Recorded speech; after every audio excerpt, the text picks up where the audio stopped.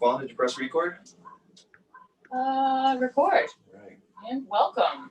All right. Hello and welcome to the Tattoo Collecting Podcast. Welcome. We are here with Joey Knuckles. Sup, y'all? What up? What up? So you know Jordan and I, Jordan Rookus, Fawn Baker, we run our mouths a lot. Yeah. Weekly. But today, Joey, would you like to introduce yourself? Tell us who you are, what you do. My name's Joey Knuckles.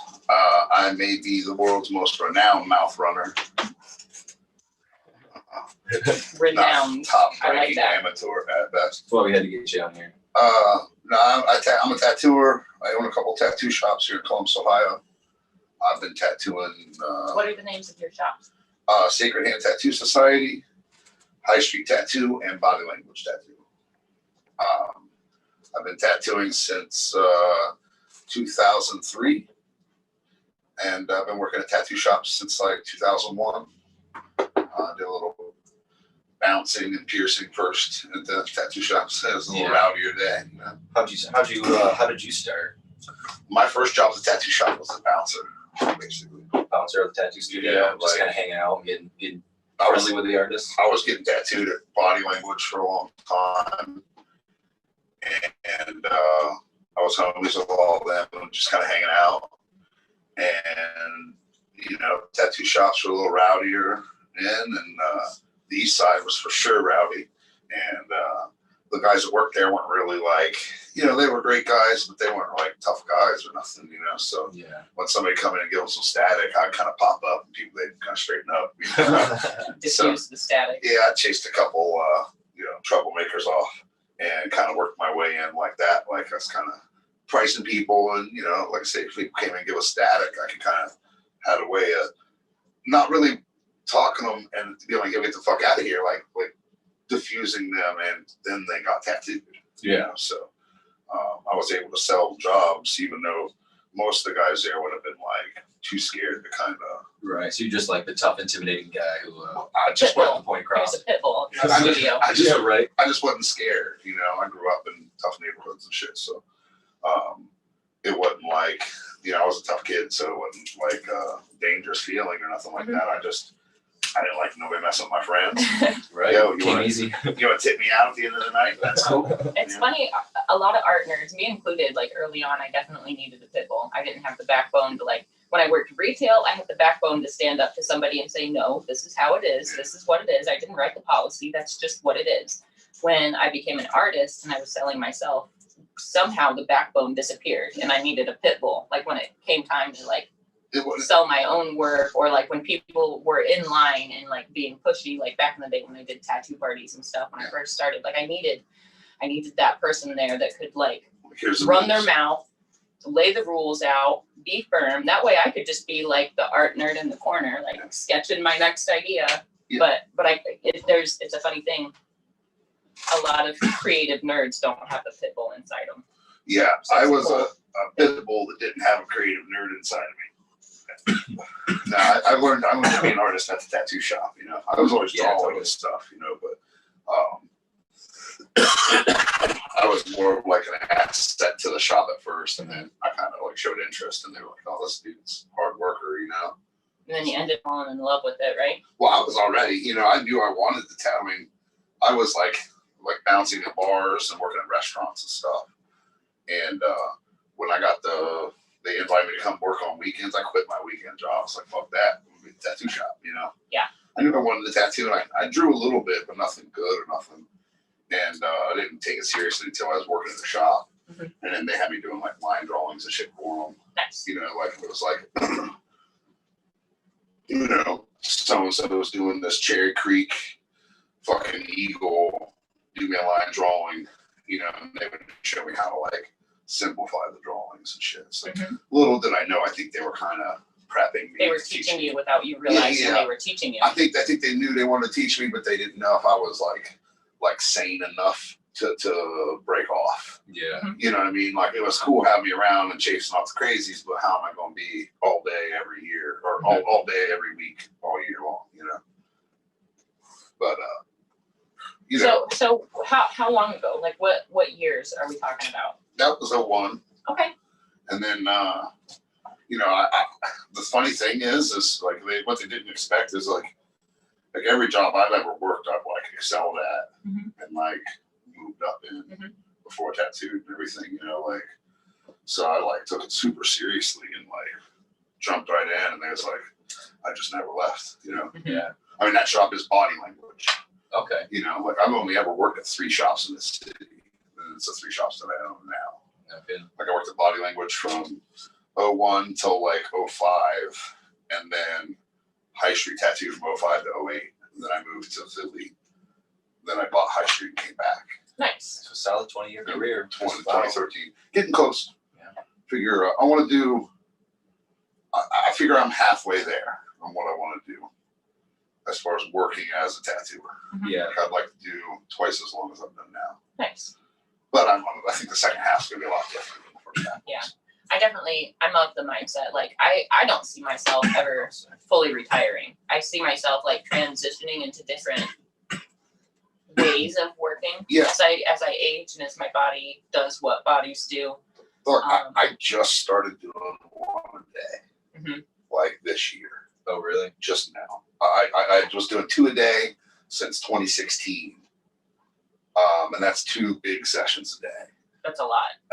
But I mean, before that, when I lived in Philly, I booked 3 $600 sessions a day, 6 days a week. And then most of the shops that I worked at were like custom, like appointment only type jobs. So people came in wanting walk-ins. Nobody wanted to do them. So I did like every walk-in that came in. And when I first bought High Street, there was only 3 of us. So the other 2 were kind of slow, you know, kind of still getting their chops up. Yeah. So I would do like my 3 big appointments a day and like 7 walk-ins afterwards, you know. That's crazy. That's a crazy amount of time. I mean, I remember the days. I remember the days when I was like, Yeah, I literally was like a workhorse every place I'd ever worked until I opened Safety. And then it was no longer appropriate for me to, like, even at High Street. Like that. Right. Well, like, even at High Street, I'd be like, I'm just going to do my appointments. But like, by the time I'm done with my appointments, the guys are like, hey, we have such a long list of walk-ins. Will you jump in and knock a few out? So it'd be like, oh, they want to go home before midnight. So I'll jump in and knock a few walk-ins out. yeah, And then once we go to Sacred Hand, it's not as busy as High Street is, so it's not appropriate for me to really do any walk-ins. Like that's for the guys that work there right. to build their clientele and stuff. So I've been able to chill a little. And now this year I've been doing just one, and I cut down my days. Like I'm really starting to not do walk or cover-ups and stuff anymore that I was doing for a long time.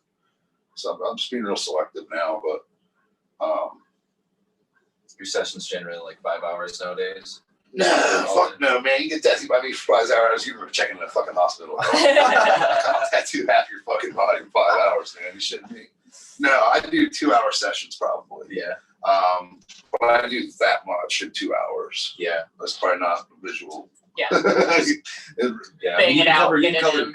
definitely cover big swaths with your style, I'm sure, you know. Well, it's just- and you're probably just a quick worker. Yeah. Well, I have the best tools that you could possibly use in the tattoo business. So it's like when you have the best tools, the work's not that hard. Right. And if I was taught to kind of tattoo classically, and then when I moved to the East Coast, I learned how to like minimize the economy of the power of your design.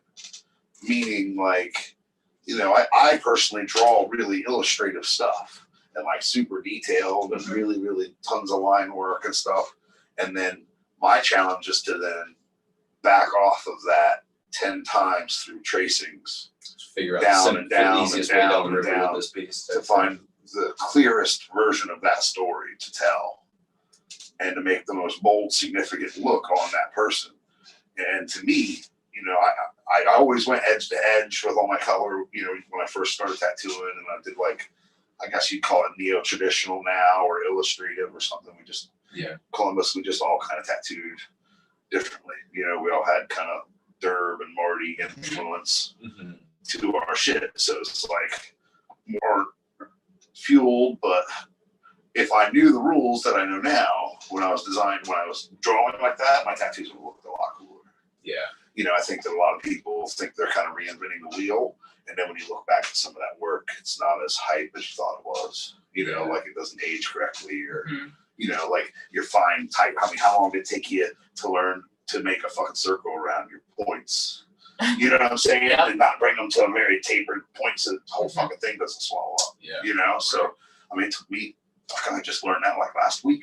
You know, but stop here. Just finish the curve. yeah, I think there's certain things in how you design tattoos, and you know, I look at a lot of different style tattooer than a lot of other people do.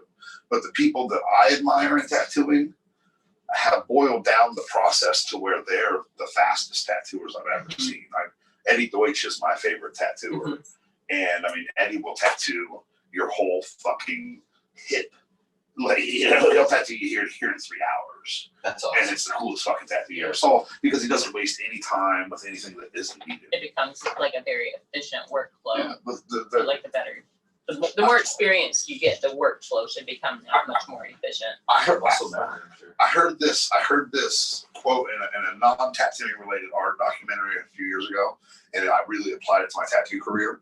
And simplicity is the point of arrival. So everything you've done leading up to simplifying your process is your path to arrival. I like that. And once you've simplified your process, and once your job is easy, and you move through it flawlessly, and you know, flawless, it's a dickhead thing to say, but when you move through it smoothly and without it being a strain on you, that's when you have arrived. Not when you have mastered the product, when you have arrived. So you know, if you still toil at making a tattoo, that's not a problem. But you're probably still a wonderful tattooer. Still learning. But if it's Still not growing. easy to you, then maybe keep your ego in the thought process of that I'm still trying to show up to the show. Yeah. Instead of, I'm at the fucking show, what's up? Let me show you my fucking shit. Check out how awesome my shit is. Like, that shit drives me Right. bananas, Right, dude. right. Like, I can't, like, I hate everything I've ever tattooed leading up to right now and what I do tomorrow. I feel like That's I like awesome. it I love right that perspective. afterwards, but then give me a few weeks and let me look back at my photos. It's like, oh, I could have done that different. I could have done that. Photographs different. of the devil, I man. All day. try You know, I not love to dwell on them. I love when I see my customers and they're wearing the tattoo and they're happy and it looks fucking cool on them and you kind of pinch the skin and shit. And like all the digital shit, it's like it compromises the love, man. It like makes you like hate yourself and compare yourself to this guy and compare yourself to that one and this, you know, Yeah, she's very true. fucking doing this and how's she figuring that out? And it's like, fuck that shit, man. like is your person super happy with what you did on them? And does it look fucking awesome on them? Then fuck all that other shit, man. Like, I don't know. If you're paying your bills, you know, and you're If you're doing paying your bills and your clients are happy, you're doing you're doing 95% of it right you're there. doing better than most people then. You know, and it's like people are like fooling themselves so much, and it's like this is a folk art, man. This is a form of communication that people are disconnecting from by making it like a popularity contest. Yeah. And it's supposed to be like, yo, I was at this fucking mountain and I bashed myself in the shin with a rock and rubbed dirt in it, and I got this fucking mark now. You know, you know, I really like the moment of tattooing and the sacrifice that you have to give to get a tattoo sometimes. Shit, you know. One of the things we talk about a lot is like a lot of the accidental things that we stumble onto, like through collecting tattoos. Like there are a lot of like spiritual checks that you receive. There are a lot of spiritual growth points that, like, you know, you can't learn that any other way. You can't get that badge any other way. Like if we set aside the actual mark of the tattoo, like those moments exchanged between like tattooer and collector, those are special moments. And I feel like one of the things that I like profoundly agree with you on is that like everything's too digital and it's becoming less organic. It's the most organic kind of art there is. It's literally like you're working on something alive, something that they want, that they're going to wear for the rest of their life. That connection should be there. That connection should be like I think a very personal. I think definitely that, like, you know, who's got the fucking brightest light in the room thing, like who's got the coolest tattoo, people trying to show out, doing really cool tattoos, and the whole ego thing of trying to think you have, you know, the best work and showing out other people. I had a point there. I'm losing it as I'm going.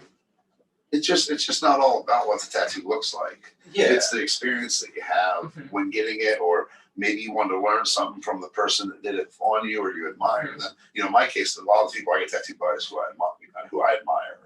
You know, I don't really have a lot of space left, so I want to get tattooed by, like, you know, the Brad Finks of the world and the Gilmanis and people like this that, you know, are a generation before us. Like we were saying before we turned on the mics, I'd rather, you know, like, I'd rather get a tattoo that kind of, to a layman, looks like that's the coolest fucking old guy that's been tattooing for like 50 years, and he told me like 100 cool stories. And you know, I'll use Gilmani as an example. So I got tattooed by Gilmani a couple years ago. The guys from my shop for my birthday bought me a trip to Tampa to see the Lucky's Tattoo Museum. And me and a couple guys went down, and Jimmy led us in the Lucky's Museum at 4 a.m. And so we went in at 4 a.m. until noon looking around the Lucky's Museum, because Jimmy's a little early starter, and we had to get to Gil's shop, which is all the way across the state. So at noon, we left the Lucky's Museum after being there for 8 hours. We got in Tampa the night before, 8, went to bed. We woke up at 4 a.m., go to the Lucky's Museum, 8 hours there.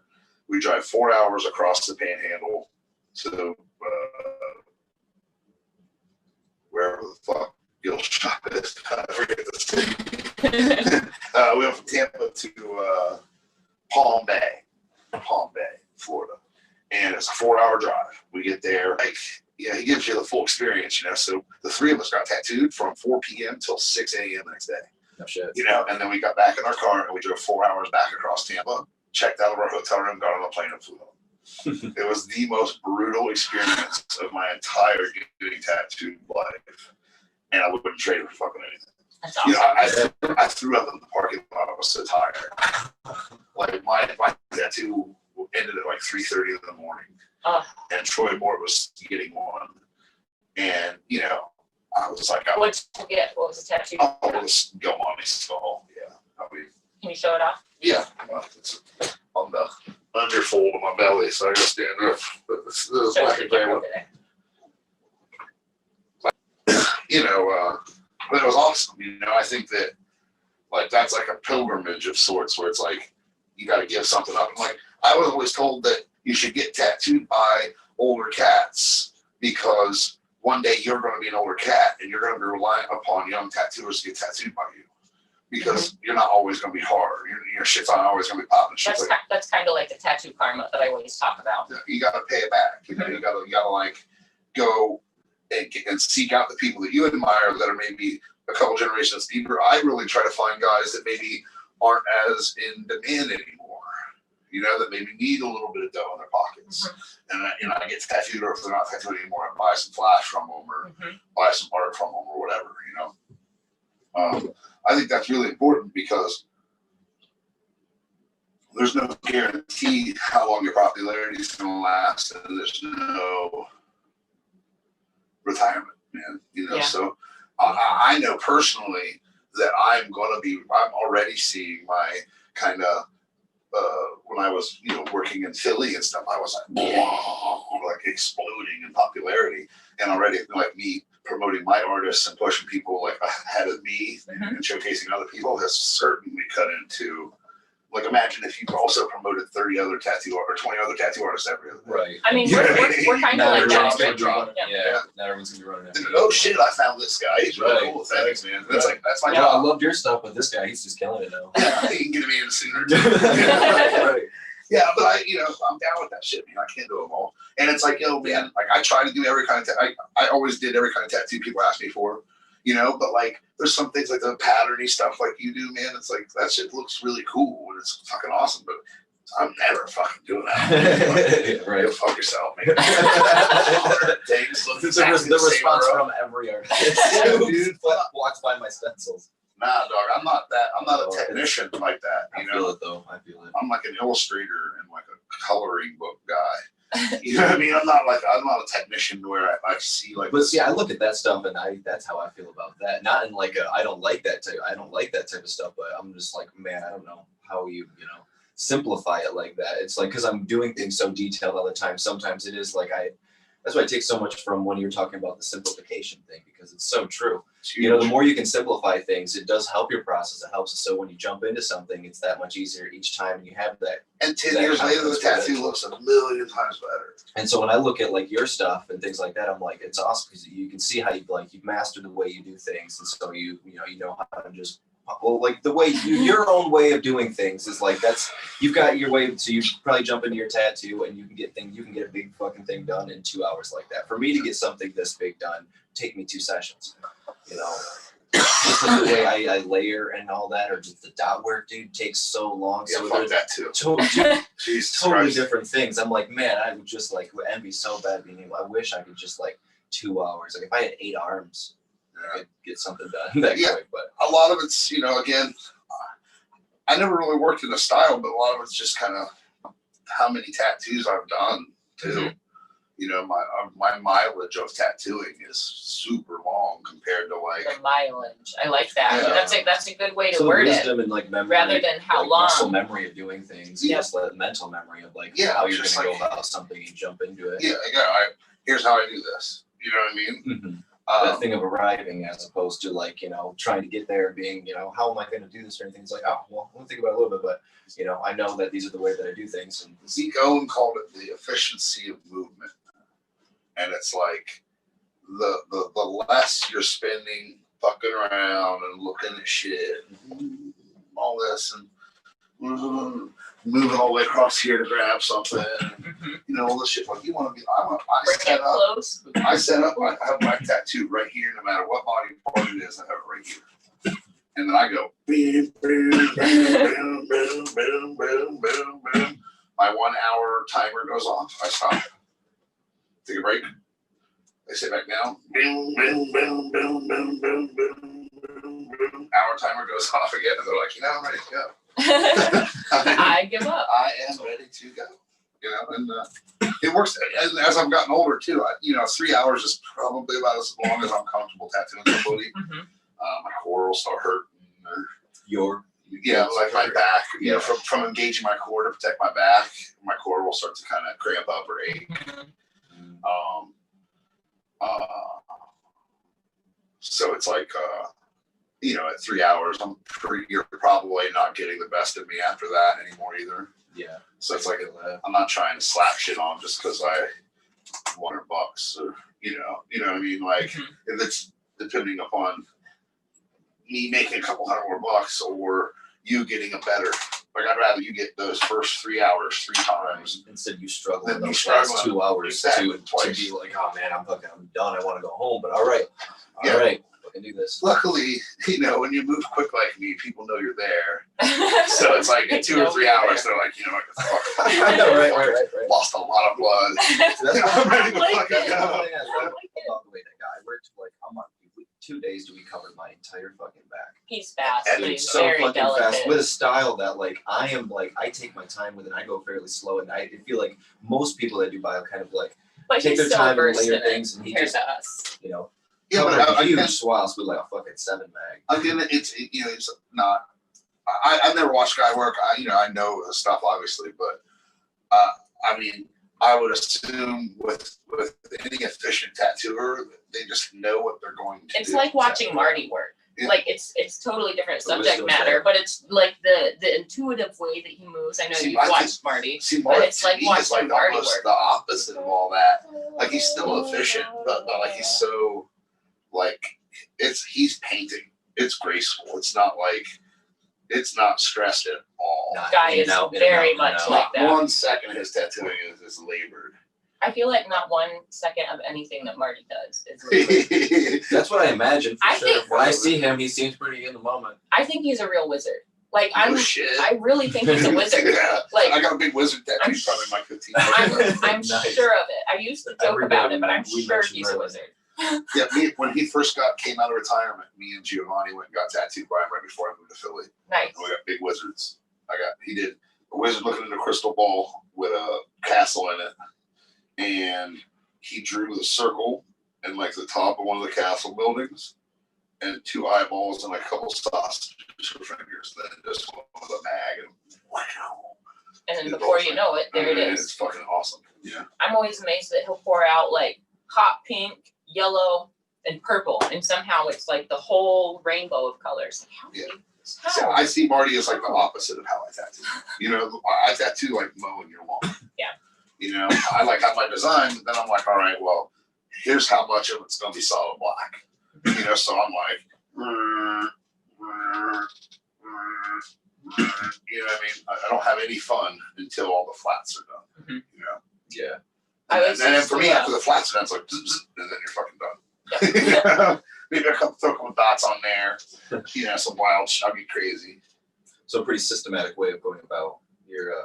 I mean, it's efficiency of movement Yeah. and simplicity is the point of arrival. That's awesome. Thought, I mean, that's such you an know? art in and of itself. It's just like learning that, and a lot of that's comes with discipline and just. I think it prolongs your career too.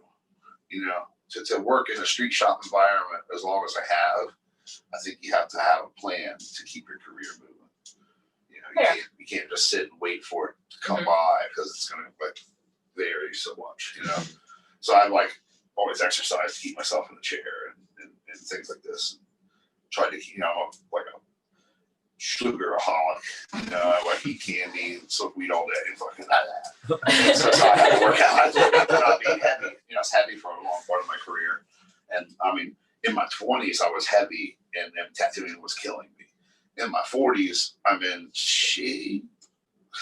But now we're getting older. Yeah. You know, I'm in my 40s and tattooing doesn't bother me as much. Good. And That's part of awesome. That's part great. of it is taking my tattoo, putting it here. Mhm. You know, I don't want.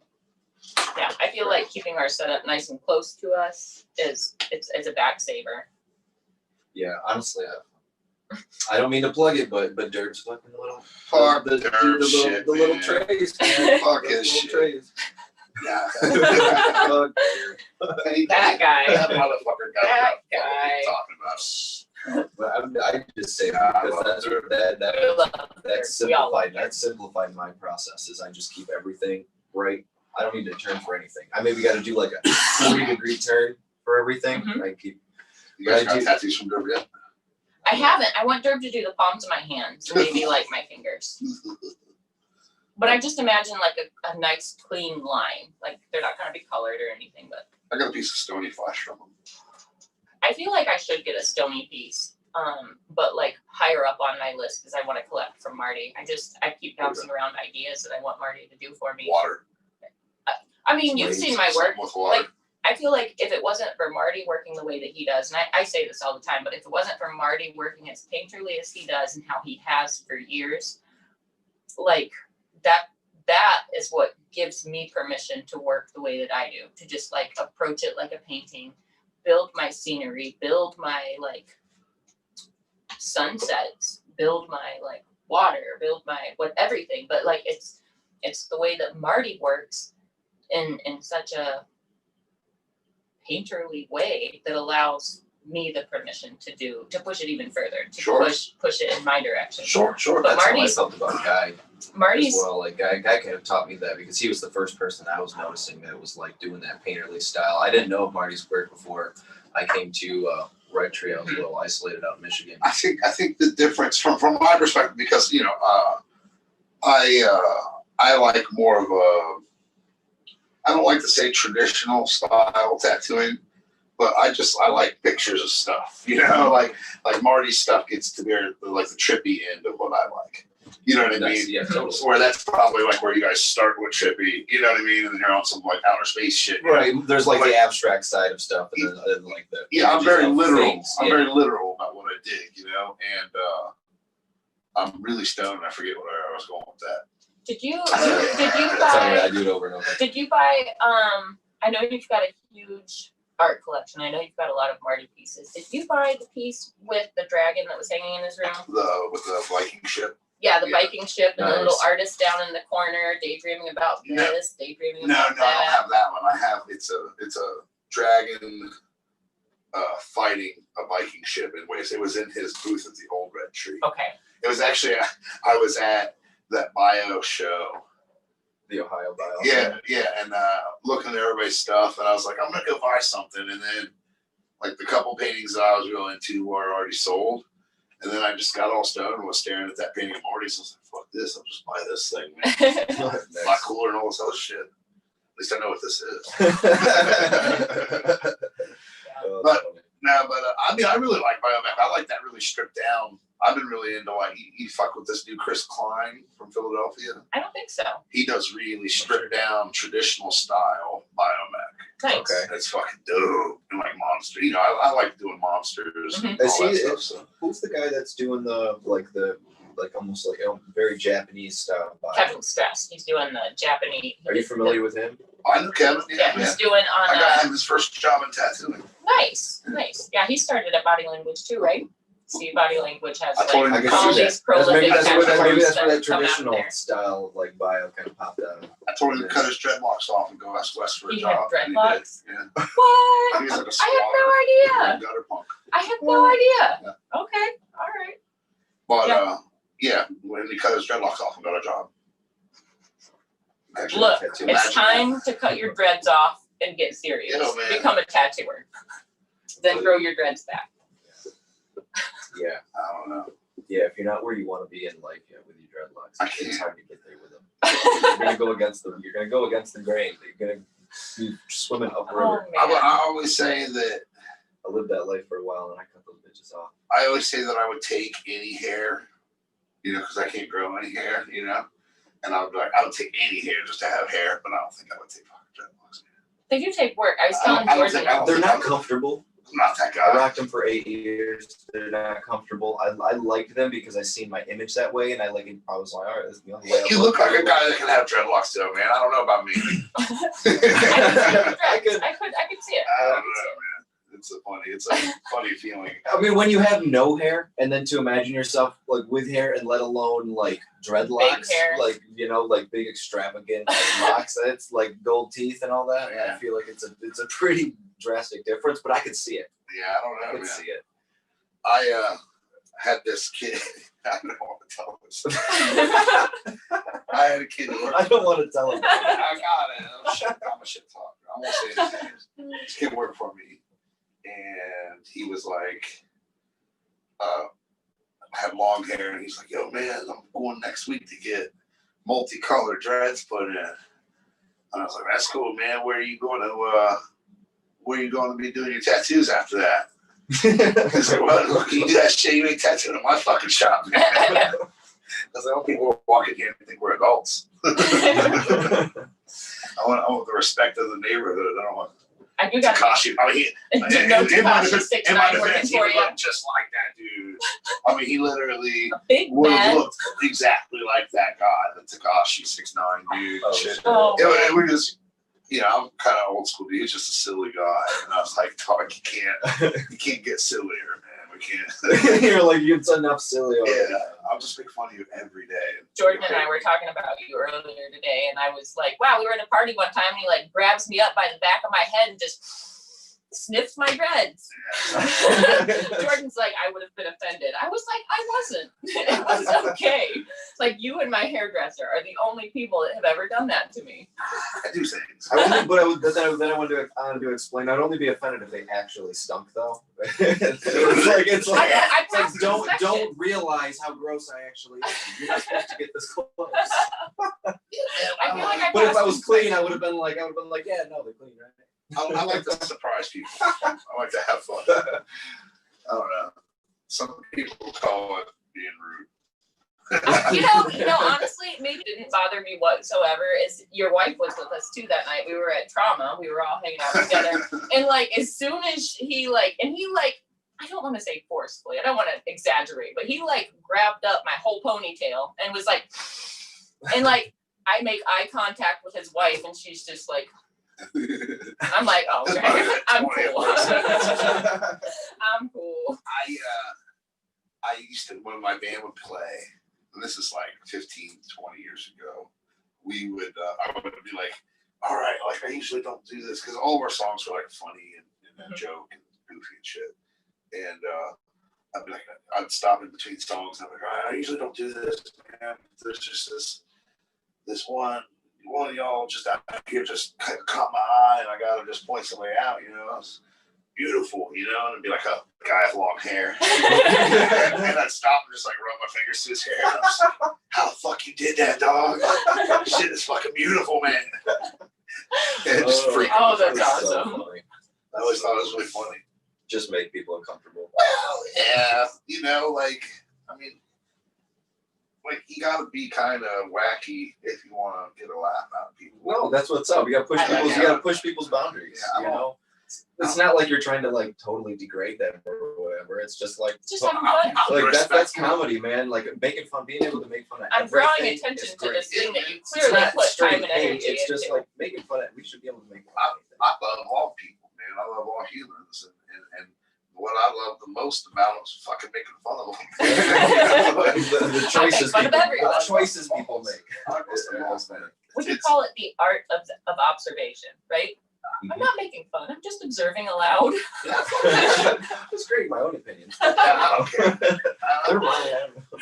I'm just dictating my observations. If you happen to listen, cool. You can feel free to not be around me. Yeah, right. I don't No have- pressure. I don't have any problem with that. I'm gonna be doing what I do. You know, I don't drink so much anymore, so it's probably doesn't come out too often nowadays. Probably luckily, man, I'd be like in all sorts of trouble if I was 22 instead of 42. You know what I mean? Yeah. Yeah. Oh, we live, we I learn. couldn't imagine Chill being, out. I couldn't imagine being young in 2020. That would be brutal. Damn. Yeah. I'm glad that I'm at least like almost 30. 2020. Yeah, I couldn't. I'm saying 18 18 years old, man. That's what I'm That's saying. Yeah, like your adult life starts right now. You're fucking never gonna have any fun, man. Dude, I wouldn't. Dude, I'd be like, I What a don't shit know if I'm life. gonna be alive on this planet. Dude, What like, about- what when, about- when I'm 60, you know what I mean? Like, Our strip club's gonna be a thing when you're 21, motherfucker. Like, Jesus, Katie Christopher. Yeah, that's 100 reasons why it's shitty. yeah, man. There was a time. But it's like, in a day. yeah, what does an 18-year-old kid do to look forward to now? You know, It's a good At the end point. of the world, when I was 18, we went to you just learn to Tijuana. love it. You just learn to live in the nihilism. Yeah, we went to Tijuana when I was 18. There was like an all-you-could-drink bar. No one, no Like one's $3. going to. you Well, I know? guess you Nice. go to Tijuana, I think, right? Oh yeah, I'll be Still, in the pandemic. I don't really know. But would you want? It's like But would you want to I would. right now, I would you fuck- may go to Tijuana if if you we like. were if we were broadcasting if you wish? if we were broadcasting from San Diego right now, I would be like, okay, let's go to Tijuana. Let's do it. It's super fun. Yeah, we used to go to Canadian Ballet in Windsor, Canada, from here too. I think where can you even go to? You can't even go to Canada right now. That's You the can? thing. You can't go to Canada. Ohio just got allowed to be able to go to Costa Rica. I don't know how many countries were included with that, but That's cool. I'll see you guys in Costa Rica. but there's like we like can't leave the country hardly if we want to. Yeah. It's crazy. Yeah, you know. It's what it is. We're all used to it now. Yeah, RV rental. Think about it. RV rental, yeah, man, it's a great way to just kill some time and go do something. Oh yeah. Me and a couple other guys just rented one and went and tattooed a couple fucking RV parks. Oh, that's a good ass idea. Do RV rental and then have a little. Yeah, we just tattooed out of it. Yeah, we travel around with it. Yeah, we took like those old battery operated Johns, and that dude Slim Brown from Louisville came on the truck and tattooed us. Nice. Yeah, Nice. That's dope. yeah, I get tattooed a lot. I try to get tattooed every like couple months. Yeah. What's the last piece you got worked I on? just got one this weekend when I was in Philly. Got a Gilgamesh. It's a Sumerian giant Oh yeah. epic Gilgamesh.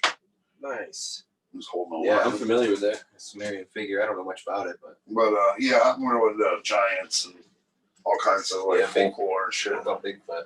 Bigfoot I is know like that's a, different. That's not got anything to do with that. But you mentioned Bigfoot Yeah. earlier. well, Bigfoot is only really in the Pacific Northwest. Sasquatch, You ever been out there? like the Ohio version is a grass man. Like every region. Oh, we got a grass man here. Grass In man. Michigan, we got the dog man. Yeah, the dog man's in Michigan.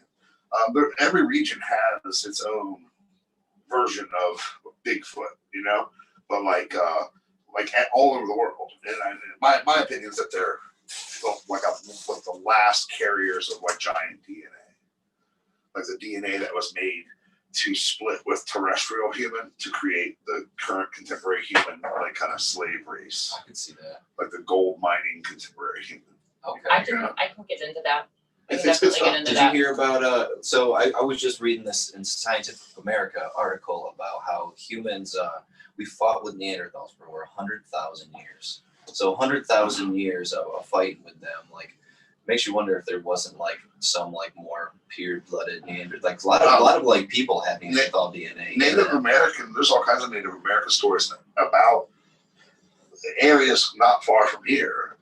They even say some of the burial mounds in Ohio are actually where the Native Americans buried giants, and that they, dug that shit up years ago, and Or reclaimed build dams. fuck the story up, and, Build dams, but they flood say the that mounds out that's so why they nobody couldn't can dig investigate. a hole big enough, because some of the giants were like 35 feet tall, so they couldn't dig a hole big enough, so they heaped earth up onto them. They had an enslaved giant to oversee the making of the serpent and shit like this. And like there's the Lovelock, whatever Native American tribe is in Lovelock, New Mexico.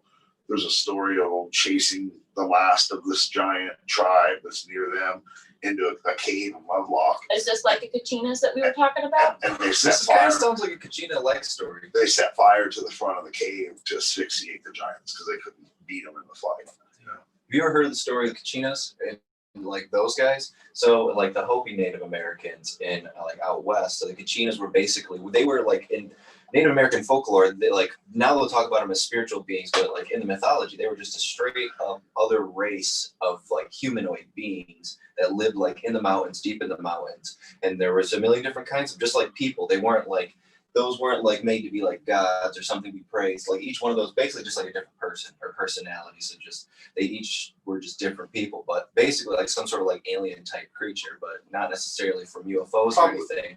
Yeah. So I mean, kind of probably along a the lines of terrestrial being. that type of story of some other being that was inside these mountains, and then the Native Americans ended up. They all lived happily together until the Native Americans decided to. They got like there was a few bad ones, Kachinas, that were like killing Native Americans, and so they ended up just killing all the Kachinas, and the Kachinas came back for revenge and then killed like all the Hopis at the time. Yeah, I don't think that Bigfoot is an undiscovered species of ape or a hominid or something. I think that Bigfoot is an evolved version of human, as opposed to like most people would see it as like a primate or something, some kind of undiscovered primate.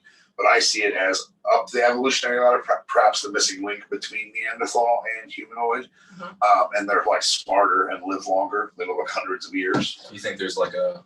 I think that they're vegetarian, like they don't chase game out of their nests, so all they have to have is like a water source and then bury their own, and it's pretty feasible to hide in America if you're like, it's pretty if arrogant. you're more intelligent than human, If you and you know that human is the problem, if you know human is the disease, you're going to stay away from that. I mean, there's places in Ohio that people have never been. True. There's hundreds of acres. You've been out in, have you been in the Pacific Northwest? Oh, yeah. So you've been out, you're like, there's no way you could ever, Northern Canada. like you could easily never be seen ever again. Yeah, Northern if you wanted Canada to is be. mostly unpopulated. There's tons of hiding places for, and especially if you're looking at it as something that's smarter than a human, like it knows to avoid humans, Like We're constantly discovering new species and stuff in the ocean, and yeah, I see him as like a forest god. Yeah. They're like the god of the forest, or like a terrestrial earth god. And what if they can camouflage too? Like, what if they could just, or even if they're just like if they're just kind of green and moldy looking, they would just blend right into anything. They say that some are multidimensional. There's some theories that they're multidimensional. That the only time you see them periodically is that those dimensions don't align to your visual sight. I had a really wild experience one time. This was not a sober experience. I was on ayahuasca, but in my ayahuasca experience, I was seen an owl. I seen a huge bird-like thing, and it turned into a Bigfoot. It like in my woods. It was totally like, I know I was tripping, but in all of my tripping senses and all of my human senses, I've seen like physical entity and being there that was like, you know, this owl bird thing that turned into like a walking person and then like ran away. And I was legitimately like terrified because I thought something was out there, and I was like hiding in tents by like an hour after that, tripping my balls off. And I didn't, you know, of course I was tripping, so I shuffled away as, you know, something that was just part of that experience, and it totally was. But always had me thinking more about that whole multi-dimensional Bigfoot thing. It was like, it sounds crazy to some people, but I don't know. It was, a lot of other Native American tribes think that Bigfoot is like a forest protector. That's the reincarnated spirit of a warrior or a chief. So it's more of like a god looking over the tribe, and that it's like a spiritual. Yeah, like ancestor spirit thing. Yeah. So whether or not that's physical or not, I'm not really sure. But it's cool to think about that. I don't know. I love thinking about that.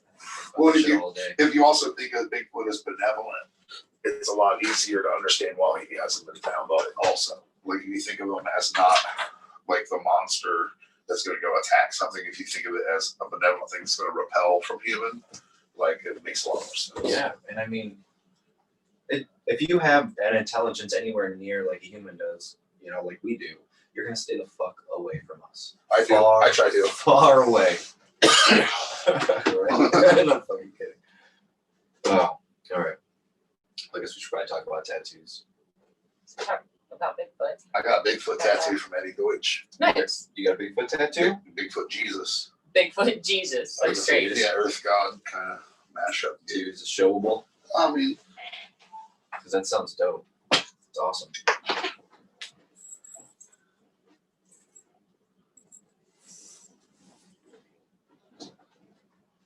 Oh, nice. Yes. I see him. That's great. I love it. This is the Loch Ness Monster. Bigfoot Here. would be the real Jesus. My lower back's by Martin Lacoste. Nice. I take you're pretty into cryptids. Oh yeah, big time. Yeah.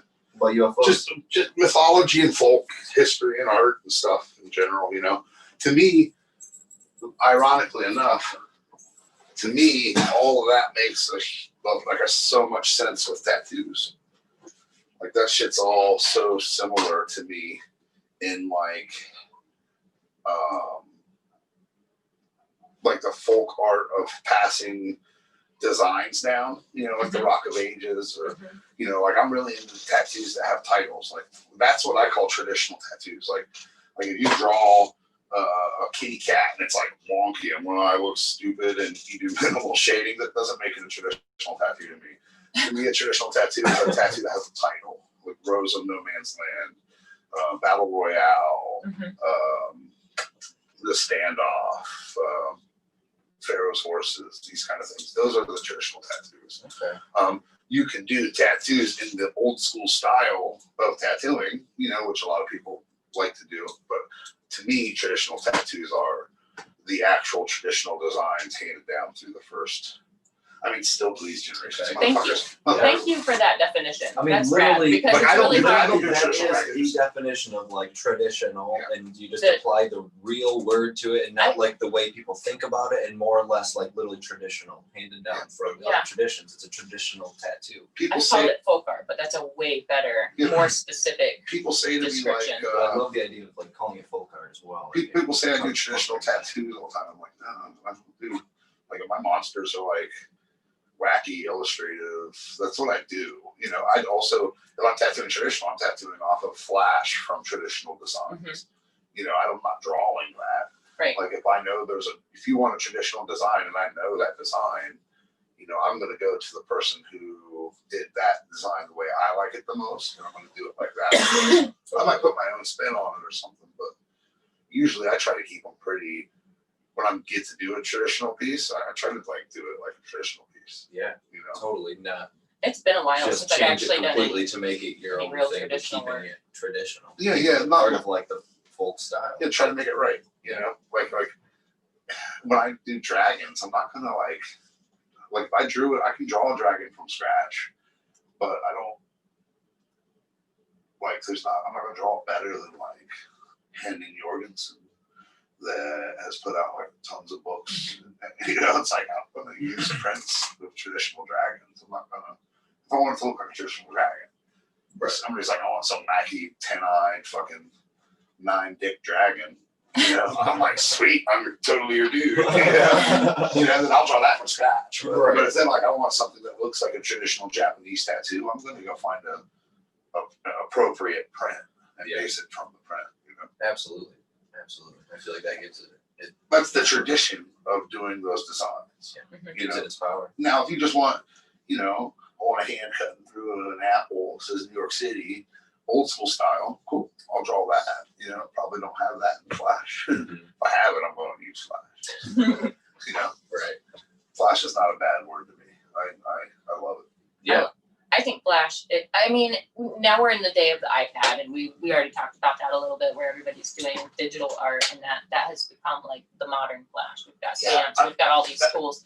Back in the day when, I still have my Flash books that I carried around with me. Like they're huge books, like all the laminated sheets, and I always use that as like step one for the tattoo, even if I was working exactly off the Flash. I always made it clear, like, I'm just going to steal the outlines from this. Can I shade it and color it the way I want to? Because, like, it was like, here's the tool, here's the shortcut. Now make it yours. Shit, I don't even tell them, dog. If you can't dazzle them with brilliance and baffle them with bullshit. Fair. Like, here's your drawing, man. Look cool. Like, yeah. I'm like, awesome. I was thinking red. Like, yeah, me too, dude. That's how, Fair. I feel that though. I don't ride that line for sure. I don't pull the curtain back too much for folks. I don't like to show them how to do what we do, or what. I tend to realize that what's my song and tends dance to with? overcomplicate things when you do that. So the more you're simplifying everything, the less you tell them, the better too. Because in some ways, because it overcomplicates it for them. They already don't know. They've handed this whole thing over to you for you to figure out everything. Because some people do want to have like their part in it, but you realize that if you start giving people options, they can't make up their mind. everybody's already better than me. I'm not giving the fucking secrets that I have also. Right. You know what I mean? Every kid with an iPad already does cooler tattoos than I do. I'm not going to give up the actual magic that's the difference maker between my work and that work. You know what I'm saying? Yeah. Fair. Like, there's a certain amount of like actual magic that happens in every tattoo. So, like, I'm not a technically, like if I do a design like how you do your designs, if you like lay out a stencil for me, it was like get after it, it would have like so many mistakes in it, and like it just wouldn't be real crispy and clean like how you would do it. But I would do the fucking tattoo, and at the end it would look really cool, but it just wouldn't look like what people would bring me on a picture. Yeah. Right. Right. Like I only tattoo like I tattoo. Right. Like I can't mimic things and. Yeah. I'm to the point I now where I feel like as for tattoo collectors, like that's how they, definitely when they're approaching their tattoo artist to understand that we do what we do, especially when you go through a portfolio and you see what we do. As a geometric artist, as much as I would actually love to do a portrait, I don't get people that come to me asking for portraits. No way. Like I wouldn't expect anyone to. I would love to point them towards someone that would. Yeah. And if I want to do it, I'll be like, hey, I'd love to take that on. But yeah, I don't touch realism really. Like I'll do, like the thing is I think people sometimes like they think like realistic means like it doesn't look like a cartoon. And I can tattoo that don't look like cartoons for sure. Like I can do a black and gray rose and it'll look real rose, but that's different. I don't from, do a portrait of photorealism. fucking rose. Yeah. Like I can't make it like live on your arm or nothing.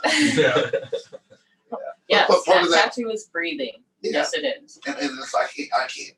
It's not that I couldn't do that art. It's that I can't make a fundamental tattoo with my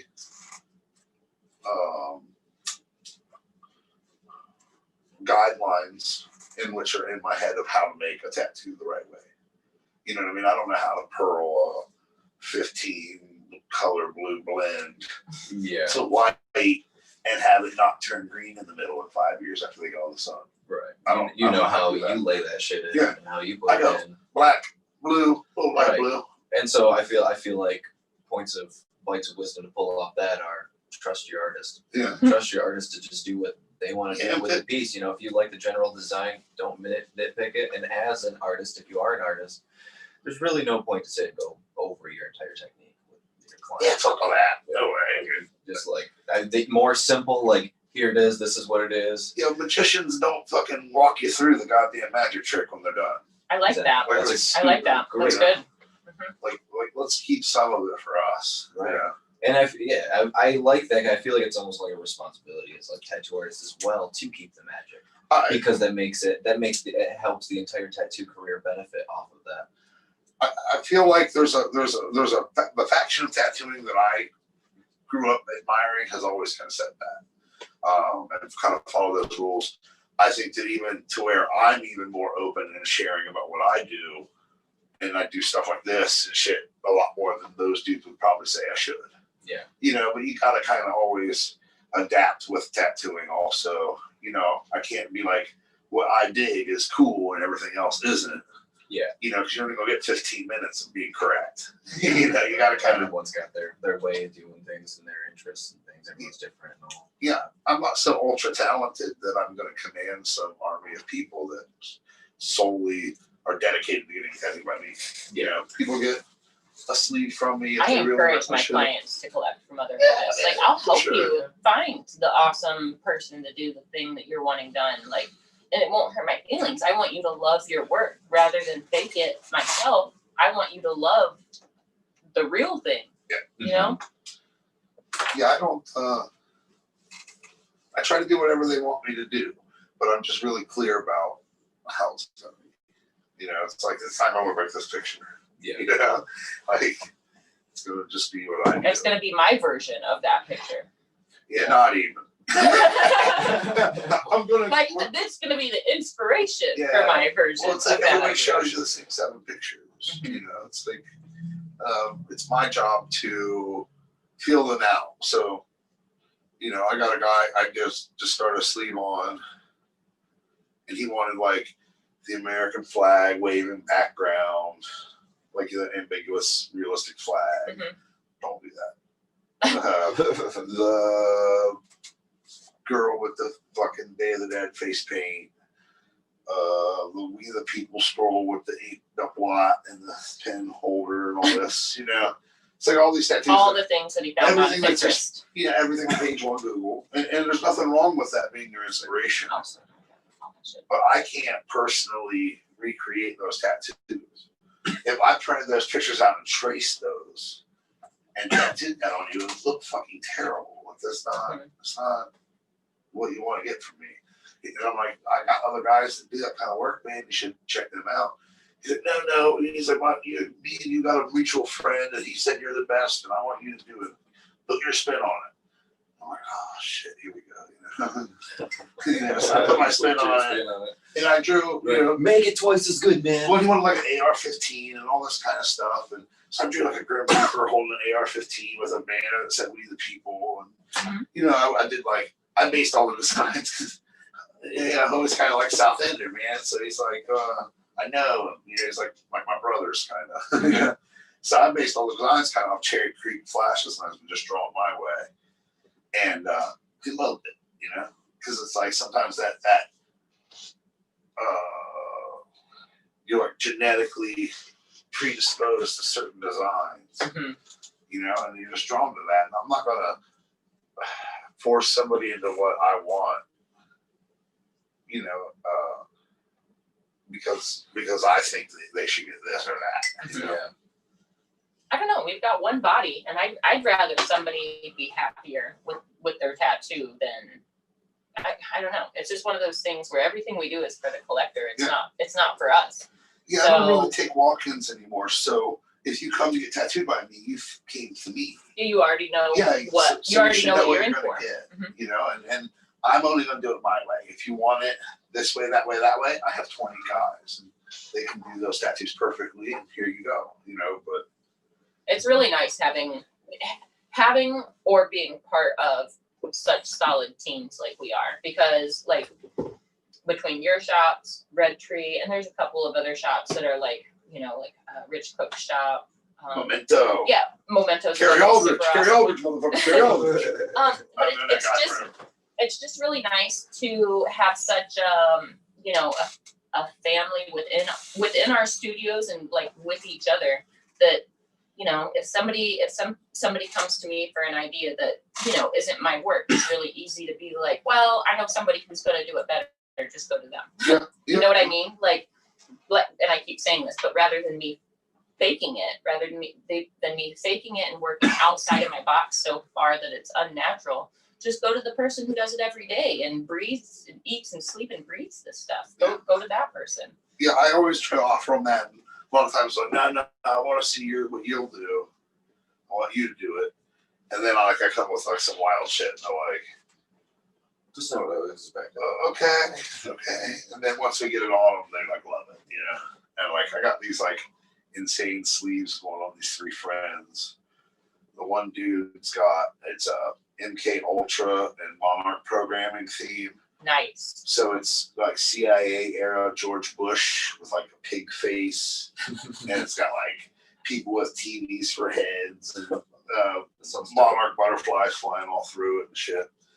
And the other dude got one that's Donald Trump as a pig up here, like rioting cops, and there were cars and dudes throwing Molotov cocktails, and we started this thing in like 2018. Dude, That's It's awesome. literally like That's so so prophetic. It's really cool. And then the third guy, We should get you on The Simpsons. Matt Groening, are you listening? I'm not for sale. The third guy, I'll be suicided by the company. Is that a Freemason thing I see? No, these are what the kids, what we call tattoo machines, guys. We used to use these.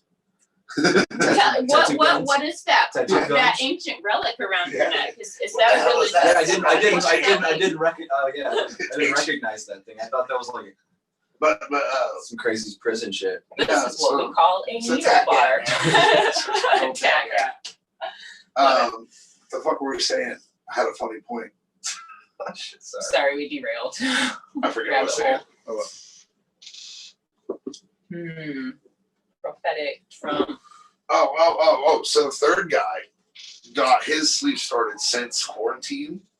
And I did a reptilian Fauci in a mask here. And then zombies everywhere wearing masks. And he has a food truck, so I did like an armored food truck with like guns and shit. And then it has a row of protesters and a city and like these big speakers. And then Bill Gates is a robot up on the shoulder holding 2 syringes. What? Yeah. What, dude? Oh, and Are you done? Are you just in progress? yeah, they're all in progress, man. The George Bush I one's almost want to done. be able to put those in the video. Yeah, the MK Ultra one's almost done. That's awesome. I can't wait to see How them. relevant? It's great. A product of relevance. My band has a bunch of songs that kind of we recorded shit in like 2017, 2016 maybe, and we never released it because we couldn't tour anymore. And like one's called Trump Effect about Donald Trump being a time traveler, and like that Q group or whatever fucking totally believes that Donald Trump's a time traveler now. And I'm like, damn, how the fuck? You know, like, That's so funny. it was pretty cool. I was just basing it off of like all kinds of YouTube Yeah. conspiracy videos and shit. Like all of our, like my art that I do and my flash and all my tattoos and my band, it's all about the same shit. It's all monsters and mythology and folk art. That's awesome. Yeah. That's sick. What's your band's name? Yesterday's Youth. Yesterday's Youth. Yeah. Love it. Nice. We got some songs on Bandcamp, I think. But that's, I don't even like, our CDs are so old. Don't hit the Spotify. Yeah, I don't know, man. Don't listen Try to to get them those. on there, man. Probably just put it on there just for fun. We've been like, I don't know. I don't think you gotta pay. We're like a career opening band. We've toured with a bunch of bands. It's nice. Like we're never like able to like we never want to treat it like a job. Fair. Yeah, Fair. good choice. If Jordan and I had a music project called Nuclear Typewriter, would you listen to us? Probably not. That's what how like her 11-year-old nephew came up with that. He's name for starting a comic book and a potential YouTube channel. I got to see all Called of his Nuclear ideas. Typewriter. Nuclear Sounded Typewriter. like a comic book called You Nuclear. look at it, I think he's onto something. I think it's the best She thing sent me a I've ever picture of heard. his drawing. It was a typewriter, and on the typewriter it said Doom real big. And it was No, like, that was the like a- teleportation machine. it was like an atomic bomb going off, but it's like all scribbles See, and like little kid drawing. I'm like, that's great. No, that was the circuit board on the teleportation machine, not a typewriter. When I think nuclear typewriter, typewriter I as gotta go back. Gotta go back and look at it. when I think nuclear typewriter as music, I think of heavy metal and electronic music, and I don't like that. Those are my two bugaboos. I don't like either one of those kinds of. So you're You don't like saying heavy you are metal? not into Rammstein or KMFDM? Now, I see. I like industrial music a little bit, like the '90s industrial shit, because I used to fuck with goth chicks real hard. So I gotta get down with all that shit. Gotta get down with the dark What kind of music industrial. was that? Everything except those kinds. I mean, I literally. would have pegged you for someone to be into heavy metal. Nah, not really. I like hardcore, some thrash. Like if like certain Slayer songs come on, my feelings aren't hurt, you know. But I see. I've seen all those bands and stuff. It's just not really my gig. Yeah. Black Sabbath's pretty cool, you know. But it literally has to be like the greatest fucking heavy metal songs ever. So what do For you me to float be to? Like Pink Floyd type stuff? If I was listening to rock, I'm more like Motorhead, Guns N' Roses, rock and roll, Okay. or Chuck Berry, Jerry Lee Lewis, and, you know, like the 50s and 60s stuff. Nice. Just everything I like. Bluegrass, I like jazz, I like anything. Tons of reggae I listen to. But So you're saying when we're done recording, or maybe at the end of this, we should get our guitars out, make weird noises. well, I'm like a punk rocker at heart, you know. Okay. That's like what I grew up listening to. I see. Like punk rock and hip hop primarily, you know. But So you like hip hop? oh yeah, so more of the stuff from my age group. But I've been kind of listening to more contemporary stuff when I work out lately. It's been kind of fun, but More contemporary stuff. Kids these days. like like Kendrick Lamar and stuff like that will come Oh, on my okay, Lamar. shuffle. I They'll got come him. on my shuffle and I like know the songs now when they come on. It's like I'm more of like Wu-Tang and Biggie Smalls kind of era. Yeah, 80s, What I 90s. like, yeah, 80s for sure, and definitely 90s. And like as it got newer than that, I was probably tuned out of that stuff at that point. You know, Yeah. like when I was younger, I was only a punk rocker. You know, Only a Yeah. punk rocker. Yeah, for sure. Only. Like I didn't listen to nothing else for like a large chunk of my Nice. 20s. I gotta pee real fast. Jordan's gonna run off on us. I love tinkle, guys. Single time. I don't know how my shoes keep coming untied while I'm sitting fucking still. You're The third time I tied my shoes. not sitting this. That's why I took my shoes off, because I'll sit here and fidget with them the whole It's time. got a fucking magnet under this carpet. You might. You guys are fucking with my energies. Nah, we're only improving them. Only improving them. You guys know I got a metal plate in my head and shit. I don't really. You don't really? No, I was act just gonna like be it. like, tell me the I story. just act like it. No. Now you got me thinking.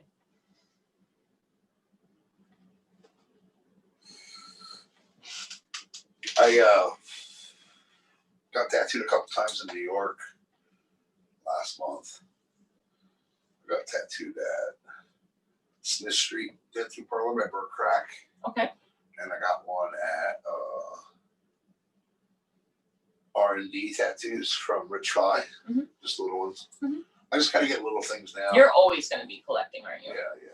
What I'm doing with my, because you know my pieces are all like giant and take up whole portions of my body, but from my left knee down, I'm gonna keep that open just to collect little random. I'm probably gonna give Marty a big area of that, like, you know, like maybe part of a panel or maybe a whole panel, but Yeah, I can't see me ever getting anything bigger than that.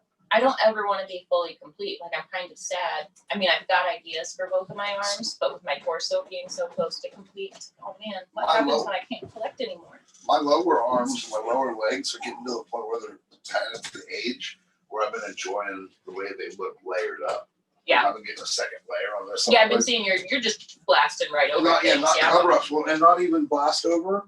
but Like, just I'm like trying to incorporate it with the other stuff. nice. It Like, is kind of like a the blast angels. over, but they're all Yeah, still. well, Nice. technically, I guess, but I see it more. A lot of times I'll I've see it done and it just like bastardizes all the work rather than like You gotta keep them, continuing the story. I think you gotta keep them real simple Mm-hmm. when you're going over something.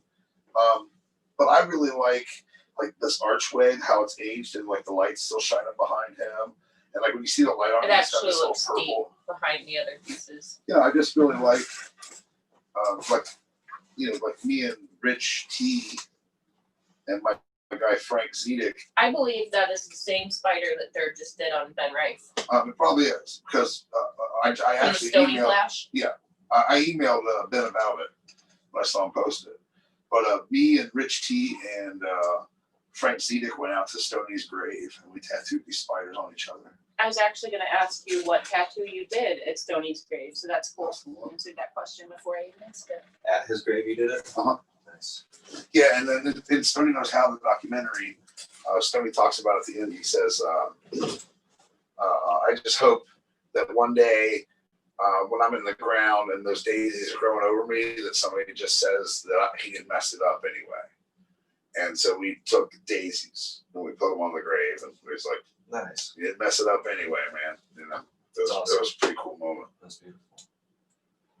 Yeah, I've been to a few tattooers' graves, but that one was for sure the coolest experience. Isn't Yeah. it amazing Where is that? what's possible with the battery packs? Yeah, Beckley, West Virginia. Yeah, I never had any interest in the pins at all. Like I Until the tried battery a pack came couple, along. and like I said, it's like trying to tattoo with a pussy hair because they're so soft hitting. I couldn't Yeah. imagine. And when I saw the first battery at a convention, I was like, okay, now you got my fucking Tattoo attention. on a fucking Because mountain. I'm a fucking punk rocker, dude. You know, I started thinking like, oh, I Stick can, and I poke. can tattoo anywhere I fucking want to tattoo now, and it's quiet. Mm-hmm. You know, so I instantly bought one and got the battery packs and shit. And I've tattooed. Like I started tattooing it. Like I went to a bar and me and my homies were hanging out, and I was just like talking to this stranger. And I'm like, "Yo, do you want to get a tattoo right now?" He's like, "What do you mean?" I'm like, "Yeah." And I was like, "You don't get to pick or nothing, but I'll do like a little kind of tribal mark on you to mark the experience." I was like, "You don't get, you know." And he's like, "Yeah." And I ended up tattooing like 6 people, Nice. Nice. and like for free, you know, like you know. Just basically for Just the sit- social Yeah, just for experiment the experience. experiment. Yeah. I think it's rad. And so me and my dudes went to the Lyle Tuttle, or no, the Ed Hardy exhibit in San Francisco last year. Nice, yeah. And on the flight from Columbus to LA, I tattooed all 3 of us. And On the flight? On the plane. The highest Fucking tattoo. gnarly, man. Yeah. Mile high tattoo. Yeah, I got all 3 of us in. Like, and then the real kicker is, so we stopped in LA and we had like a 4-hour layover, and we had some drinks and shit and started getting drunk. And we're waiting for our plane at the terminal. Yeah. And we're about to take off, and we're talking to this kid, and we're all kind of drunk. And I'm like, "Yeah, I tattooed all of us on the flight over here." And he said, "No way." And I'm telling him about it. I'm like, "Why?" I was like, "You got any tattoos?" He's like, "No." I was like, "You want to get your first one right now?" He's like, "Sure." Yeah. And I said, "I did some kid's first tattoo at the terminal at LAX." That's so fucking gnarly. That's so gonna be the best story ever for that kid. Why he's like deciding I'm setting that fucking thing up, like putting the little cartridge in. I'm like, "Oh, still a little X on your ankle, man." He's like, "You sure it's clean?" I'm like, "Yeah, it's totally." Yeah. I was like, Right. I was like, "You're totally Fresh, safe." dude. I was like, "Totally safe," you know. Like a little dipped in, fucking. See you later, man. That's great. I've never even thought about doing that. I'm That's such awesome. a tattooer. I caught walk-ins at the fucking airport. I'm like during a layover. Tattooing just pours right out of you. That's great. And then, you know, we tattooed Stoney's grave. I tattooed, me and my dudes rented a boat in South Carolina last year. And we got out in the middle of the ocean and then hardwired to the battery. And tattooed off the battery of the boat Nice. out in the middle of the ocean. That's rad. Where else? Do what it takes. You know, I was like at a party in Michigan and ate a bunch of mushrooms and just went out back and started just blasting on people, doing like no stencil monsters on them with fucking on mushrooms. It was On super fun. mushrooms. Oh, it was awesome. That's great. I did some Two, cool ones. I the did some next pretty day cool it's tic-tac-toe board. ones. Looked all right. Looked all right. I've been doing drugs a long time. It's like I'm a professional. Just Yeah. Sharpie them on. No, I didn't even do that. I just started tattooing. Go for it. Yeah. Nice. And then my dudes have like this. My one dude lives in like $1 million condo in Charlotte, and we had a kind of like family get together there. We're all kind of hanging out, and they have like this communal barbecuing space with like a little pool, and it's just like overlooking all of downtown Charlotte, and everybody's like drinking and carrying on by the pool, and you kind of look around the corner, and I'm like hitting dudes with tattoos on the edge of this balcony, like looking over fucking Charlotte. That's the kind of That's stuff. fun. You know, that's the stuff that you gotta do. Like if you work hard and it gets to you. Break the mold and have fun. I get tired of hearing people bitching about tattooing. It's like it's an easy job. It's fun as fuck. gets to you. I And love like, what I do. It's the I love tattooing. greatest thing in the world. It gets to you sometimes. It's brought me everything. I in feel my like life. the thing that gets to me is when I start feeling like overwhelmed by people wanting me to work on them, which is a blessing. It's a great problem to have, but that's the exhausting thing. I So- just say find a way to do it for a good time and do that a lot. Yep. You know, have fun with it a little bit. Like if you're not charging people money and you're not working out of a business front, what's it matter? Like I don't know Where to have fun. where you're sitting. You know. I like You it. gotta enjoy it. And I don't even try, like a lot of times I don't even try to do like nice looking tattoos for that stuff. I like just making a mark on the person, Mhm. you know, like Yeah. a little. In those instances, it's about the experience and just having the mark, the folk art to carry on with you, the souvenir, Yeah. the souvenir I got a, to commemorate the moment. I was so lucky. I was out another time I was in San Francisco for a Wild Tuttle exhibit. Me and my guy went to with our friend while she got tattooed by Freddie Corbin. And while he was like smoking afterwards, I was like, "We'll do another one." He's like, "Yeah, man." And my boy's like, "Me too." He's like, "Fuck." He's like, "What do you want, man? Because it's got to be something real easy." I was like, "Dog, you can fucking dip that shit in a mud puddle and throw it at me. You know, as long as I can take a picture of you doing it to prove it." That's my Freddie Corbin tattoo. But he did these little kind of consejos kind of Nice. things on us. Mhm. And I mean, Freddie's like one of my favorite all-time tattooers. That's awesome. And it's like we call them walk-ins from Freddie Corbin. Mhm. You know, I rarely book appointments with tattooers. You know, and I'll have somebody I admire, and I'll be like, "Hey, man, got time?" And they're like, if they can, then cool, and if not, it's cool. Mhm. You know, and I like that. And I always get really, really lucky. Spur of the moment, I got whatever you feel like doing. I got Brad Fink for a walk-in. Fucking tons of people. You know. It's awesome. You know, I've been tattooed by 90 people. 90 people. And like I have a list in my Vast phone. collection. I said maybe I have to count how many people I've been tattooed by. I've made Yeah, the list, couldn't but I even never begin to- actually counted Begin them to up. ask. Here's the list here.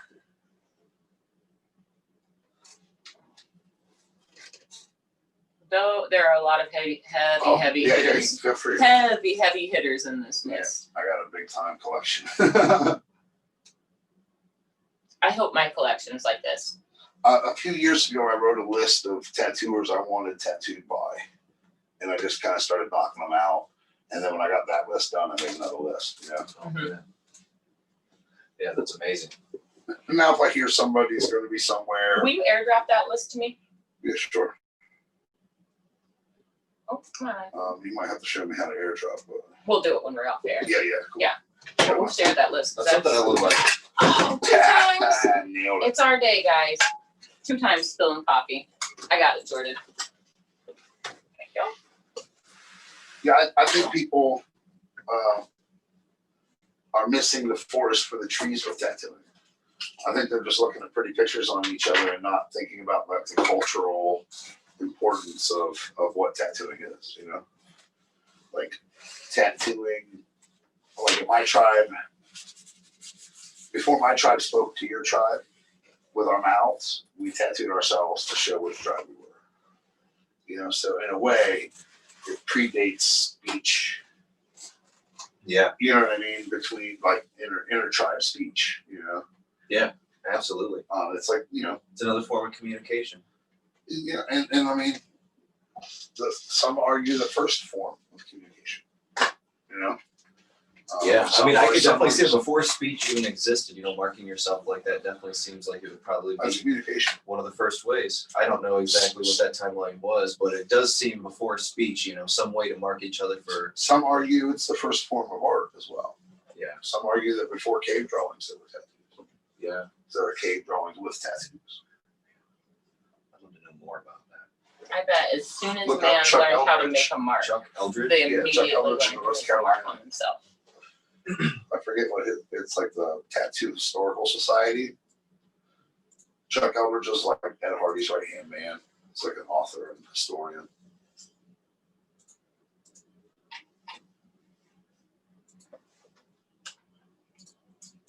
We needed Jamie. We definitely do need to change. We needed Jamie. But Jamie. On Joe Rogan's show, Oh, okay. He's got a Jamie. Tech guy. Yeah. We need a Jamie. What's this guy's name? Chuck Eldridge. Chuck Eldridge. Is it Eldridge? Yeah. Whichever spelling close to that would be tattoo. Try G. This accused sex offender guy? No. Not that guy. Certainly not. Eldridge with a G. Yeah. Not this guy. G-E. Yeah. It's on Instagram. Jordan. Eldridge with a G. There we go. Should be like it should Yep. pop up. Tattoo Archive. Yeah, Tattoo Archive. That's the one. C.W. Eldridge. But he publishes all kinds of pamphlets on like the archaeology of tattooing. Okay. Very cool. So I have to admit, Joey, being self-taught, I did not go through That's a awesome. traditional apprenticeship. Thank you. I feel like I missed out on so much tattoo history. Like there's a lot of things that I could learn on my own along the way, but there's so much tattoo history that I'm just now starting to learn, and I appreciate it. It's such a great, I feel like as far as American art goes, tattoo history is pivotal all the way along. Like it is the most collected American art form and has been for years and years. Certainly from the working class. Yeah. It wasn't part of my tattoo upbringing to know anything about history. We all looked at tattoo magazines, and so it was before the internet was really popular, and I'm still kind of soft on the internet, and we would just, read all the magazines and stuff, or go to shows and see the people, Check and see if we're still live, Jordan. I'm gonna grab some water. Cool. Going through. It says we're still live. I think our picture just went down. Internet connection good? Yeah, I'm still here. Okay, must just be a problem with the signal. Our picture's gone at the moment, but we're all still here. We're still here. Here in the mothership. Yeah, I see our picture over here. It says we're recording. A lot of people tell me that stuff, We're back. and it's like the information. I only know what I know because I've sought it out. Mhm. Nobody ever sat me down and was like, "Here's how this works, and this is this guy, and all that." It's like, I just really fascinated with it. I like antiques and shit too. So, I like old stuff. So, to me, it was kind of easy. But nowadays, it's really, Dickney, even locally, has tons of books. Mhm. Yep, I'm just now starting to jump down those rabbit holes and really kind of get my roots. Get my roots, I guess. Even YouTube surfing, you can find a lot of really good stuff in there. I was talking shit about handling all kinds of edibles, and I'm kind of like, I don't like that extra heartbeat going. I only you guys ate ate half. those edibles. I only ate half. Yeah. That's why I had that. I might have had I'm 100 gonna milligrams get- before I walked in. So It's Nice. okay. It's all right. No judgment. No judgment. We that's got all more. right. It's just making my throat, the tobacco. I don't smoke tobacco. That's just got my throat so dry. Combination. But yeah, I think that a lot of cats hit me up and are like, "Man, I wish I knew stuff about history." And I'm like, "Hell, dog. Learn it. Yeah, it already happened. So just look it up." Yep. Um, And we're fortunate to be in Columbus too, because Columbus is so rich in history just right here. Yeah, we got one of the best living tattooers. You guys get to work with him. Lucky The wizard. motherfuckers. Yeah. What's his name? What that one guy? That one guy, The wizard. Merlin. It's a dude. Martin's great. Marty's like a steel trap of information too. Oh man. Like he knows so much stuff. It's like he hung out with Cliff Raven and Lyle Tuttle, all kinds of people. So yeah, he knows everything. It's really cool. If you have the opportunity to schedule an appointment with Marty Holcomb, do so, because he's the best storyteller. One of those things I'm always just trying Yes. to learn more information about him, because it's like I see him over there, being a wizard. All I'm like quiet and nonchalant. but I know there's so much information that I don't know that would even like. I'll go as far as to say, if you're working in Columbus for more than the last couple of years and you haven't been tattooed by Marty, kind of an asshole. Kind of an asshole. I'm still waiting on my Marty piece. So You're missing I'll out. get one. You just got to town though, yeah? Yeah, I moved in this time last year. Cool. So solid first year here. Oh, sure. Working for Derby can't go wrong. Yeah. That's for sure. Super grateful for Red Tree. He's an asshole. Not as cool as my shops, but whatever. Thurb was like one of my heroes growing up, man. So I've always been married to him. Every time I do like a super smooth color transition, I'm like, how would Derb do this? Purple and teal. Yeah, I was getting A lot of purple and teal. Purple, orange, and Absolutely. teal. That's how Thurb would do. Yep. I was getting tattooed out here for a couple of years before I ever started work. I didn't know anything about any of the artists in Columbus. I was always just following Adam and Marty, or Nathan Marty. Yeah. The other Marty. I got tattooed by him a little bit. Nathan or Adam? Nate. Nice. What do you got? He was kind of going to rework some of this. Bio. Yeah, I had this like fucking shit show, and it's been like worked on by like a bunch of people. And he was going to jump into it. He did a really cool job, but I don't know. I got busy. He was busy, and like I don't know. I'm just gonna Life. fucking chop my arm off. I think it's like bulletproof. Like it's been tattooed so many times. It's like rough skin now. Yeah, he like fucking stab it and like it would bend like a cartoon. Ring. I've It's got- so funny. I've got some really rad ideas for my sleeves, and I'm holding out for those. But I do love blackout work. Would you ever get any blackout work? Nah. I've got some Pictures. ideas. I've got some ideas of like super smooth blackout work and then coming back over it with the next layer. But I feel like my own collection isn't the collection for it. I want super colorful, angry stuff. Yeah, I don't know. I'm not in. I mean, it looks cool. It looks cool. This dude I worked for in Philly does like a whole arm in like 2 hours, and it's like as dark as your fucking hoodie. Are you Just talking extra about a smooth hoodie. hoodie? Yeah. Yep. I Yeah. thought his stuff is. I worked with him for a while when I lived in Philly, and like that dude's super impressive, you know. And his work always feels like velvet. And he can do like 10 styles of badass tattoos. Like everything's just the same quality too. It's Yeah. Who's this guy? Hoodie? Hoodie. Where's he at? He's the Philadelphia blackout artist that I'm always like, look at this. Black Vulture Gallery. Mhm. Yeah, he'll do like your whole arm in 3 hours, and you'll never need a touch up. Fucking like an 80 mag. I've talked to him about it a little bit. I wouldn't want to discuss this process with anybody. You know? I imagine he's using a smaller mag than we imagine. Oh yeah, I mean 80. I'll let is y'all- extreme, but- I'll let y'all guess. I also imagine. He's like I also 130 imagine mag. he's Yeah. using like He's like it's a shovel. a Hoodie is traditional black 110 pounds, and I'm terrified of him. Man. I am not fucking divulging his secrets. He's an intense dude, man. And that's why he tattoos so well. Is his focus is like outrageous. That's what makes him so Yeah, efficient. man. probably. You work with him, and everybody's sitting around talking shit or whatever, and you start talking to Hoodie, and you'll be halfway through a conversation, he don't even know you were talking to him. Tunes right That's out. awesome. It's great. Not That me. was such an intense impersonation. I'm telling you, I'm more than twice the size, and I would never fuck with tattoos. just watching him tattoo, you know, he's like super intense, you know. That's great. And his work is smooth as fuck.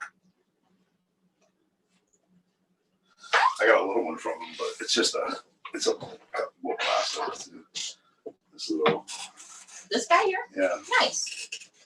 Yeah, I would not have guessed that was his, but you're right, it's impeccable. Well, he just kind of started doing that blackout stuff a couple years ago. Mhm. But he did, like I said, he's done every style. I feel like it's one of those things you either got A, the patience for it, and B, the knack for it, or you don't. Just like you guys talking about the dot work and tight, Yeah. tedious stuff of Jordan's work. Like either you've got the patience to just do it efficiently, get it done, Tell you and what, be it's done, or you intense. don't. It is intense sometimes sitting there for 5 hours, just like dot after dot after dot. I watched some of the kids at the shop do shit like that. I can't imagine. I don't take on a lot of stuff like that, but I love it when I get do it. love the you gotta you gotta enjoy the process, or it drives you fucking nuts. for Yeah, sure. you've gotta Like, love there is the there is that tediousness scale of- of like, if I allow myself to dislike this, I can dislike the process a lot. But I just like try to, I don't know. When it's just dot after dot after dot, what are you gonna fucking do? Yep, it's You just meditate carefully into going it, through the just try to Mhm. patient with it. Turn on the TV or something too, get some background stuff I- going on. I'd be like, all right, you ready for this dot session? I'd be like, 1, 2, 3, 4. And I'd just grab a mag and then There's that. I mean, ways around it. But making it quicker too, like that for sure. Sure, but I do that's that. the I do difference that. I between do how that. but that's what I was saying earlier. Is like how if you laid your pattern on, I would tattoo it, but it would look so much different. Right, you got your way of doing that Right. for sure. Especially, I see that between a lot of like even geometric artists, the way People bring that stuff to bring it me. into it, or like if you got a more traditional background, the way you would approach it. Like, because me, I got like the painterly background, so I approach it almost semi-painterly, like how I would do a geometric painting as a painting, as opposed to like the traditional way a tattoo artist would necessarily go. Sure. about it. I feel like most of my lines I'm sculpting out with a mag and all that, as opposed to switching between big liners. Yeah, yeah. I have people bring me stuff like that sometimes, and I'll be like, "All right, here's a mandala sleeve that I did," and they're like, "Yeah, that's awesome." I'm like, "Cool, I'll do something like that." Yeah. I don't know how to take a pattern and make it. If you're not doing things digitally, it's like you don't have access to a whole lot without it taking forever. I remember the first time somebody brought me one of the. I don't even know. I'm not sure who did the artwork originally, but it's like a swirl tube that like turns into itself and back out or whatever. One of It's those like like impossible like shapes. Beetlejuice's sleeve. Mhm. Yeah, it's like some Beetlejuice's sleeve. And some dude's like, "Hey man, I want to get this tattoo," and I'm like, "Oh." We'll talk about it, dude. Like, I would have to have like some computer program to make that, you know. And one of the kids in the shop was like, "Oh no, I can do that." I was like, Here we go. For it. Like, "Oh, That's usually where I come in. yeah, I'm gonna go draw me an anchor." You know? With a rock. What, you want a rose And with a that wing. or no? Oh fuck. Oh man. That would definitely be me. I don't know. I feel like right now now that I'm trying to like I constantly book out further than I want to book. So I'm really like trying hard to narrow down like the kind of work that I take on to like only the things that I'm painting and only the things that I'm exploring like in those realms. And it's flattering that everybody wants me to do all these different styles, and like I do pride myself on being like a versatile tattooer and being able to do all these styles, but instead of just like focusing on this thing or this thing or this thing where I feel like I'm faking it, like just let me do my thing. Yeah. Like, and if me doing my thing isn't what you want, like if you want me to do this other thing, like, Yeah. Yeah. like I just not even out of like you gotta stay in your comfort zone. You You know? only have so Yeah. much time, first off, as well. So you I can want only to grow, and I'm not going to grow if I'm doing these things that I've already done. I Yeah, think sure. is where I'm at. Like, yes, I've done it. Yes, that's a challenge that I was interested in, but now I'm interested in like new things. Yeah. Let me do the new and when you things. can only take on one tattoo a day, and Yeah. you got clients that could easily fill your schedule out, really, really far. And you got more people coming at you than what you necessarily can take on a lot of times. Mhm. That makes it so you kind of have to be picky and choosy Yeah, about yeah. who you're going to take on as well. So I- then it's like, well, how are you going to make, you're talking about doing the simplest thing. How are you going to make your life the simplest while Yeah. taking on the pieces you want to do the most? So you organize it by the most interesting piece to yourself. I pass a lot more pieces off than I take nowadays. You know, because I'm like, here's how I would do it. And if the customer's even kind of like, I'm like, cool, I know the guy for you. Mhm. You know, and I Yeah. would come up with There's all always the dudes. someone for it. Because it's like, people like me and they want me to tattoo them, but I'm not going to tell you that I'm going to do some tattoo that's not going to look like that. Like, I'm very realistic.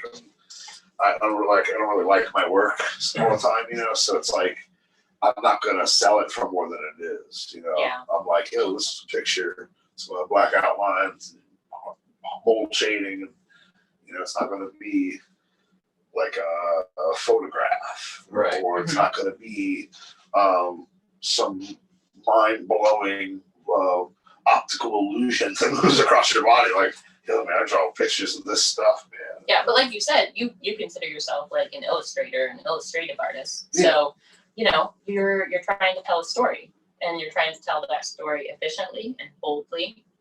Yeah. Because that's what lasts, And I'm and happy that's to what do looks whatever good. subject matter they want, as long as they like the way I'm As gonna long do as it. you can tell the story Yeah. in your words. Yeah, I'll do Japanese today and I can't tell my story in Polynesian Jordan's words. tomorrow, as long as you like the way I do those styles of work. Mhm.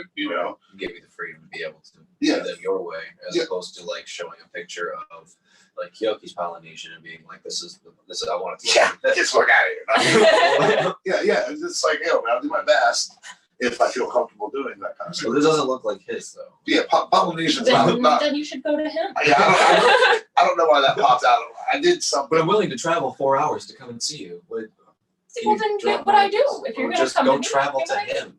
Yeah. Go 4 hours the other way. It's cool. Yeah. Yeah, I have a hard time saying no to people. You know, I'm from a street shop. You know, like I come from a school of tattooing where, you know, we worked in working class neighborhoods and we got everybody in that wanted their tattoo at the shop. Yeah. You know, and I still run my shops like that. And like some of the guys stack up and are just appointments at this point, and then some guys still do all the walk-in work, you know, but you know, I like being there for anyone's tattoo.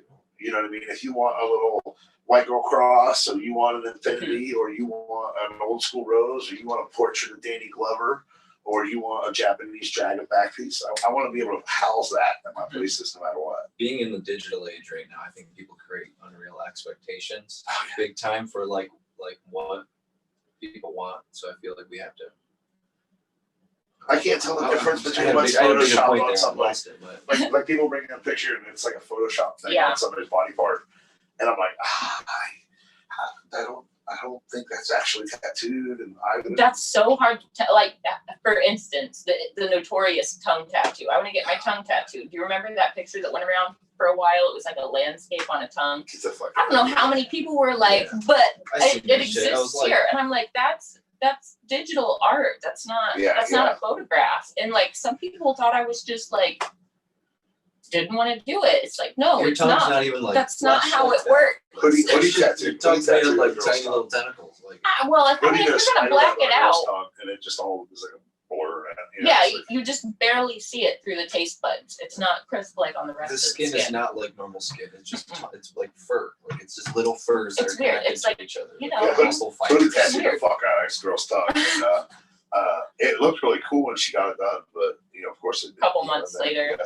When he posted, he was like, "This is what it looks like when you get your fucking tongue tattooed." Was it? Mhm. Stop did it ever, asking. did it ever like did the blob that Well, he was did it on left his- ever heal? He did it on his homegirl. You know what I mean? It wasn't like on a customer, so they was Right. fucking experimenting. You Yeah. know. Right. And as soon as he posted, everybody's like, "I want my tongue." And he's like, "No, like, I'm not doing your tongue because Swipe left. Like, look at the next picture. let it heal and see what it looks like." Mhm. You know? I don't know if I've ever seen a healed out tongue. I've never tattooed a tongue. I've refused plenty of tongues. I don't do a lot of trinkety, like little tiny. Like I can't do the side of your finger, and I can't do Have they have yeah right? weird Mom body and daughter parts. that want the side of the finger that come back 4 times to get it touched up. Yeah, I got a guy for that. I don't, that's not me. Like, Oh man. you might get mom on your finger if I did it. I don't know how many words you could really get on your finger if I did it. So I was just thinking a couple of minutes ago, we had Durban last week, and one of the things we talked about was like what a nice job he does curating his staff, like our coworkers, like the team that we have. He does a great job curating it, and I think you have a knack for that as well. Just like what we were talking about, you can call any one of your studios, or you can walk into any one of your studios, and you're either going to find somebody there that can do exactly what you want, or at one of the other like sister studios. I just think that's something that we should talk about a little bit, because it's not easy to find the personalities that fit together, and then the talent that fits together, so that people aren't competing for business. Yeah. And that there's, you know, there in the town we live in Columbus, there's always enough work to go around. In the Oh, grand yeah. scheme of things, everybody's Everybody's getting busy. tattooed. Yeah. So I just kind of wanted to jump back and like talk about what that takes to find the magic ingredients. That's the For- the for- hardest part of my job, without a doubt, is staffing. Mhm. Have the right people, trying to be patient about some things, and figuring out when you got to draw the line Mhm. on other things. You know, it's super difficult. I think. Oh God, this is going to come off so wrong. You got to understand before I say anything that I only really know how to speak bluntly, and doesn't necessarily mean I dislike anyone to have a path into the business in any sort of way. Mhm. But I only know certain words. I'm a fucking high school dropout dog. I'm not like a scientist. So, kind of the self-taught renaissance of tattooing that's happening right now. It's producing a lot of like brilliant artists, but I also think it's producing a lot of poor business people and a lot of people that I think that later on in life are going to miss out on the time in their career where they should have stacked. They should have really worked super, super hard and stacked their shit. I want to completely agree with you on that, because before I started tattooing, I was in retail management. So I was like climbing the chain for all the companies that I, moved through. But if it wasn't for like that kind of discipline being instilled in me and that kind of like just knowing the retail side of selling things, which, as tattooers, we're always selling ourselves or our art or tattoos. However you want to look at it. But I think if it wasn't for, like I mentioned before, I'm self-taught, so there are a lot of things that I miss. But if it wasn't for having that work ethic instilled in me before I became a tattooer, And that's the I big feel part like- of it. It doesn't have much to do with the age group or how they got in so much. I just think that I was taught of the business aspect of tattooing along with how to tattoo. And that served me super well, even in my most pirate punk rock of situations. You know what I mean? Nobody's ever taken advantage of me. Nobody's ever fucking been able to rip me off. Nobody's ever, said you did this. I fucking know what I did because I conduct myself in the same exact manner every day. right? I say the same words in every consultation. I set my colors up in the same order. I always set these colors up in. So I was, maybe sometimes even to a fault, I treat it like a business. But I see myself as like the baseball coaches of these shops. Right. And, That's a good way to look at it. and so I try to find the people that have the talent from those groups of kind of the self-taught renaissance of tattooing and the willingness to kind of learn the next step of putting it together to where, it's not just you got enough money to pay your rent for your apartment and maybe you're going to go to Europe this summer for a week. You know what I mean? It's like you bought a house and now you got somebody living in your rental property. I want to, like the guys that work for me, I'm building businessmen and businesswomen. And they're going to move on from working for me and own their own shops. And they're going to take those business plans into a smart move. And I'm going to leave all names out of any of this. And I'm not talking about anyone in particular, but there is like a model of shop that exists these days that kind of cranks out apprentices to stay open. And then sometimes those shops crank out really talented apprentices. And then those people ultimately pay their dues and kind of move on and do their own thing. But they're only taught the business model of this, well, you're so special. And it's like they're fucking paying you nothing because they're teaching you tattoo. You probably paid for an apprenticeship. And, there's a whole business to that whole gig. There's a hustle to apprenticeships. Yes, absolutely. So, when those kind of places are cranking out person after person after person, those people are now taking honestly what they learned from their experience in tattooing into what they see as the best possible direction. I would see those people as their next step would be, all right, I want to get a job at Red Tree. I want to get a job at Memento. I want to get a job at High Street Tattoo. Move on to the next I want to shop get to a job grow at and one of learn. these awesome shops and figure out these next steps of how to cultivate my work. And I think that a lot of young cats are kind of getting caught up in the endless summer fun aspect of being your own boss and shit. They're gonna end up when their popularity kind of peaks and comes down, they're gonna end up with very little and not without the business aspect behind it to sustain a long career. Absolutely. That's a great point. I think I really preach to my guys that it's like keep your books and know what you're doing and do every job in between you can because it might not be here tomorrow.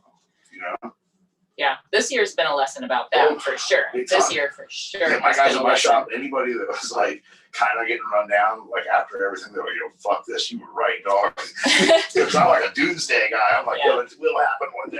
Yeah, man. All of a sudden, you can't pay your bills for a couple months. Always gotta have a Yeah, backup. just plan. like that. No one's seen it coming. So if you didn't have any backup and you're just still fucking spending Yeah, your money on everything, I think if tattooers got all your fresh. money's spent out on bills that you have to pay because you got a nice car, you got a nice Yeah, house. and you got all tattooers these got things, fresh kicks and they fucking but you're get not saving laid. any money at the same time. All the money's going to just paying the bills Yeah. every month. As soon as you can't work, bam, all of that can Or come even under you. take a catastrophe out of it. what if you just stop being popular? You know, Yeah. I mean, it happens every day. Yeah. I've One seen, big thing, you get called out for something happens, and all of a sudden, I've seen the peak of you my fuck someone's popularity. tattoo up or something Yeah, like man. that, and all of a sudden you lose your reputation. Yeah. It's so reputation based. Yeah. So like nothing. I've already seen the peak of my popularity, and I know I'm on the back half of that. So So it's like you said this earlier, and I wanna jump in and contradict you here, because I feel like you might feel like there are fewer people coming to you, but you've built this bigger thing. Sure, You know, sure. all of your shops, people are coming to those because they have your name and seal of approval. What So- I mean by that is, like, if somebody comes in, if like a 25-year-old kid comes in and they look at him and they look at me and they're like, I want to get a tattoo, they're gonna be like, yo, what's up, dog? You know, they're not gonna. People look at me, and I'm an outdated. I'm a beast of antiquity at this point. You know, and like most young kids, I judge your popularity by our like 20-something-year-old bartenders seeking you out to get tattooed by you. And to me, that doesn't really happen so much anymore. Okay, but if you're Nowadays, I'm using that tattooing as your 9 to judge, 5ers. if you're using that as your judge, that's probably fair. But however, the 9 to 5ers are the ones that have regular money and keep coming back in. That's Right. why I If a guy control has myself right If now. a man has a Harley Davidson, You know, he's got money to spend on that's why I'm wearing tattoos. this Rolex right now. No, but you know, and I work big scale work like you guys do. You know, so you know, you start a project and that's work. That's security several for a while. months that Yeah. we're gonna see one another. Certainly. And you can build that rapport, you know. Mhm. I find it very easy. Like you were saying, it gets so easy to get overwhelmed. I have no idea what I'm booked till. I watch the next 3 days Mhm. and what I got to draw next, and that's it. I Yeah. can't pay attention. I have people that handle my books, and I cannot. Yeah, now that I've got Yeah, somebody so- handling my so books, I'm ready- I'm I'm like ready to 3 do or 4 that. days out. I book out like 2 months. I easily could book more than that, but I do 2 months to keep the same projects in loop. But I stay like 3 days ahead of time with things. Yeah, I would say I'm probably close to February-ish, but I only am doing 3 or 4 days a week, depending on how I feel, and one a day. Mhm. So for me, that would normally be the amount of appointments I have in my books. To me, and traditionally, my career have been like a month's worth of appointments. Mhm. You know, but the way I'm doing it now, it spreads it out. You know, I try to keep it at about a month, but right now I'm like, I'm scheduling out December and January right now. yeah. Well, cancelitis is about to hit too. You know, Yeah. it's canceling season for sure. Right now, everything's they have COVID because it's like going crazy everywhere. Yeah. I had like 2 COVID cancellations. We had I canceled because thought people were sick and shit. Yeah, we've been pretty lucky. I don't talk about that shit, man. That shit's so awful. Yeah. That's a bummer, dude. No politics, no Oh. COVID. All we can do is go with the flow, Yeah, be man. grateful. I work that we out in can the do sun it. every day, and I feel like that keeps me nice and healthy. You get that vitamin D. Yep. Nice. Stay mentally stimulated. So that keeps me healthy. Mentally I need stimulated. to get back my routine. Get back on your VR. That one thing that we were once talking about hit, and I got bad at my routine. The gym shut down. Yeah, I stopped going to the gym. I was on a good routine for the first time in my life. It was like 3 straight months of like. Dirk's got the solidly prison working gym out at his almost every house. day. yeah. I built a I've gym. got a at my half house. gym downstairs right now. Build it up. Yeah. Go to play against sports, man. They got all kinds of cheap shit. Where's that? Look it up. There's Yeah. a few of them. I think there's one on the east side. Play it against sports. But I built my gym out of like stuff from Amazon and Craigslist and shit, like right when COVID started. And I was like, fuck, man, I need some stuff. Yeah. And now I got like a full setup. I haven't been back to the gym once. Yeah. Keeping That's my yourself goal. swole. Is just to build it up. I got a bench press. I got a few things. Some necessities. You only need a little workout. bit, yeah. Yeah. You can, I got what I need to get the workouts that I like. you know, it really works super easy. You know how much space is resistance bands? Mhm. Those resistance bands, you can do almost any exercise with a few bands. You know, Yeah. It's nice. I'll invest in some of those. I throw one in my book bag when I travel. That way I can do a little something. Nice. That's a good idea. Okay. That's a Okay. super good idea. Yeah. Let's just fold it right up. All right. I feel like we're like 10 minutes shy of 2 hours. Can you think of anything in particular you wanted to talk about that we haven't touched on? I mean, I got some books about Stony St. Clair coming out. You got an art show coming up too, don't you? Oh yeah, we're doing an art show at Daddy's Bar, Oh yeah. December Yeah. 12th. December 12th. It's called Sex, Kinky Christmas. Sex. Yeah, like kind of like kink and then fucking ritualistic sex kind of themed Christmas stuff. Sexy witchy Christmas. Yeah, kind of play with the taboos of sex and family, religious stuff. What's the date on that? December 12th. I think the due date for art is the 7th. Okay, I'll definitely be there. I don't know if I'd be able to get a piece of art up in time for that, but that sounds dope. I'll definitely. Yeah, I mean a month's like no time. Yeah. You want to throw your handles out there? Then we'll take turns throwing our handles out. I was trying to make fun.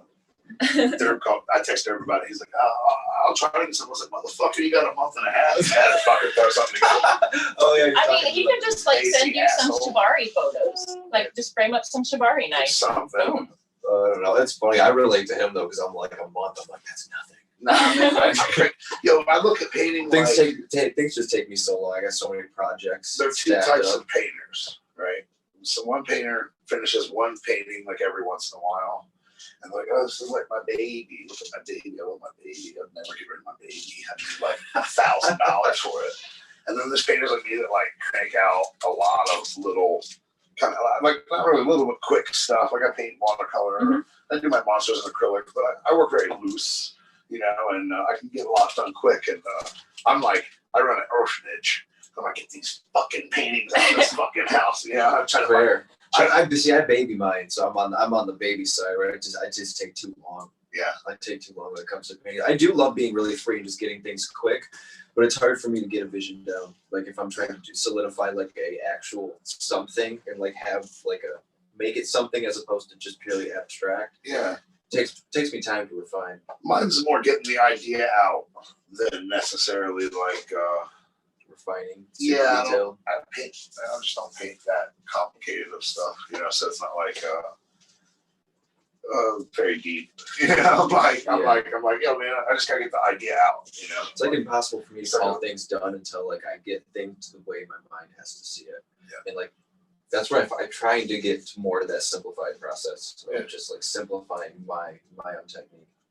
I mean, like listening to stories about like people like Ed Hardy tattooing, like Eddie Deutsch told me about getting his back done by Ed Hardy, and he got tattooed 5 days in a row of 5 2-hour sessions, 5 times.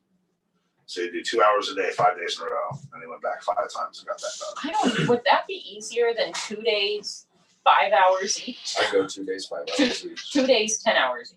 No, 2 I days, would 5 go- That's hours. too much time. That's 5. 2 days, That's 5 hours a each. whole week of if Five I had and to go five. travel or something, I'd I have to would be gone for a do week. 1 day of 2 hours and fuck away from me. Yeah. That's why I don't get big tattoos. Have you ever done any 2 days Dude, back to back or my anything back- like that? Not No. on me. I've done it on clients. But you before, haven't collected never- like that? Have you seen the piece that guy did? No. He started on my back. This thing rocked my fucking world. Jordan came away from this experience a new person. That's awesome. So he started this. Yeah, I mean, and when you guys think about how does he get so much done in the amount of time he does, because it's masterful use of the skin.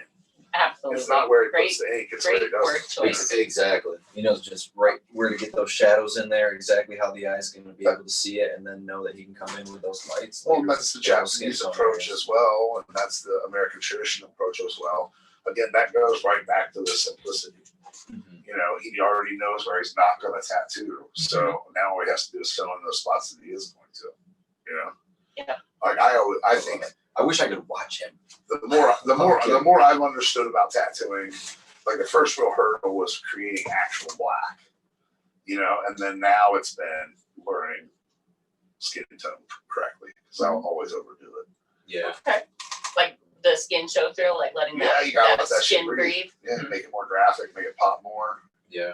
You know, I mean, it's just every master that you listen to talk about it. That's what they're talking about. Is the My tattoos look Give like it they're space. wall to wall color, but there's a lot of magic in letting the skin Sure. breathe. And like actually, like I like the texture of the needle marks sometimes. I Like personally love seeing skin tone. sometimes I want it to be Like flawless. using and it as smooth. pigment I itself. like those. Like if you, you know, you can use it just like the color that it is, like it's a pigment, and use it. So it's like I it's think almost like it's a necessary. mid-tone on a canvas. Like if you're tinting a canvas, Yeah, I think it's just that it's already kind of a mid-tone. It's more or less with black and gray. With colors, yeah, I think still. color too. I think there's a lot of magic in knowing when to let the skin breathe and when to let the skin be part of the tattoo. You don't want to smother it. You don't want to really make it look like a sticker. I don't. I want to make it look like I want to make my tattoos look like they were always supposed to be there. Like the person was born with this tattoo, not like somebody slapped a bumper sticker on them. I want it to look like there it is. But that was a thing that was always intended to be there from the start. I've been thinking of how to work skin tone into my work for like a decade. I mean, it's why I moved to Philadelphia, is that I felt like everybody here did edge to edge. And that's what I did for the first 10, 12 years, you know. And then when I got out there, I worked with like Martin Lacoste and like Jay Goldberg and like some dudes that are really good with skin. And I was like, you know, that's what I love so much about Eddie Deutsch. He uses skin in the craziest way. It's the magic that you learn from actually working with watercolor and ink. You know what I mean? Do you agree? Oh yeah. Well, I mean, yeah, just understanding the designs. You know, like we said earlier, like knowing what you're going to do. Like I watch a lot of people tattoo, and I watch some people that kind of seem like they're kind of like, we'll see where this red goes, you know. And then there are some people that like are like a color printer. Right. So like, It's like block by block everywhere by everything's block. gonna be It's just good in there. Yeah, I'm a little bit of both of those things. I'm like a color printer with my black, and then my flat colors, and then my blends. I kind of like to see where they go. That's good. I try to be a good combination of both too. I try to keep my fundamentals, not necessarily a traditional like or old school or style, but whatever I do, I try to keep certain fundamental rules intact. Nice. Yeah. Cool. Well, finish wrapping up. Awesome. Okay, I'll do my handle, then your handle, and you can do gratitude this time. Awesome. Okay. Did you do your handles? Do Joey's handle. At Joey Knuckles Tattoo, at High Street Tattoo, at Sacred Hand Tattoo, and at Body Language _ Ohio. That sounds right. Okay, I'm not sure. Nice. You can find me at Fawn Baker on Instagram, Fawn _ Baker.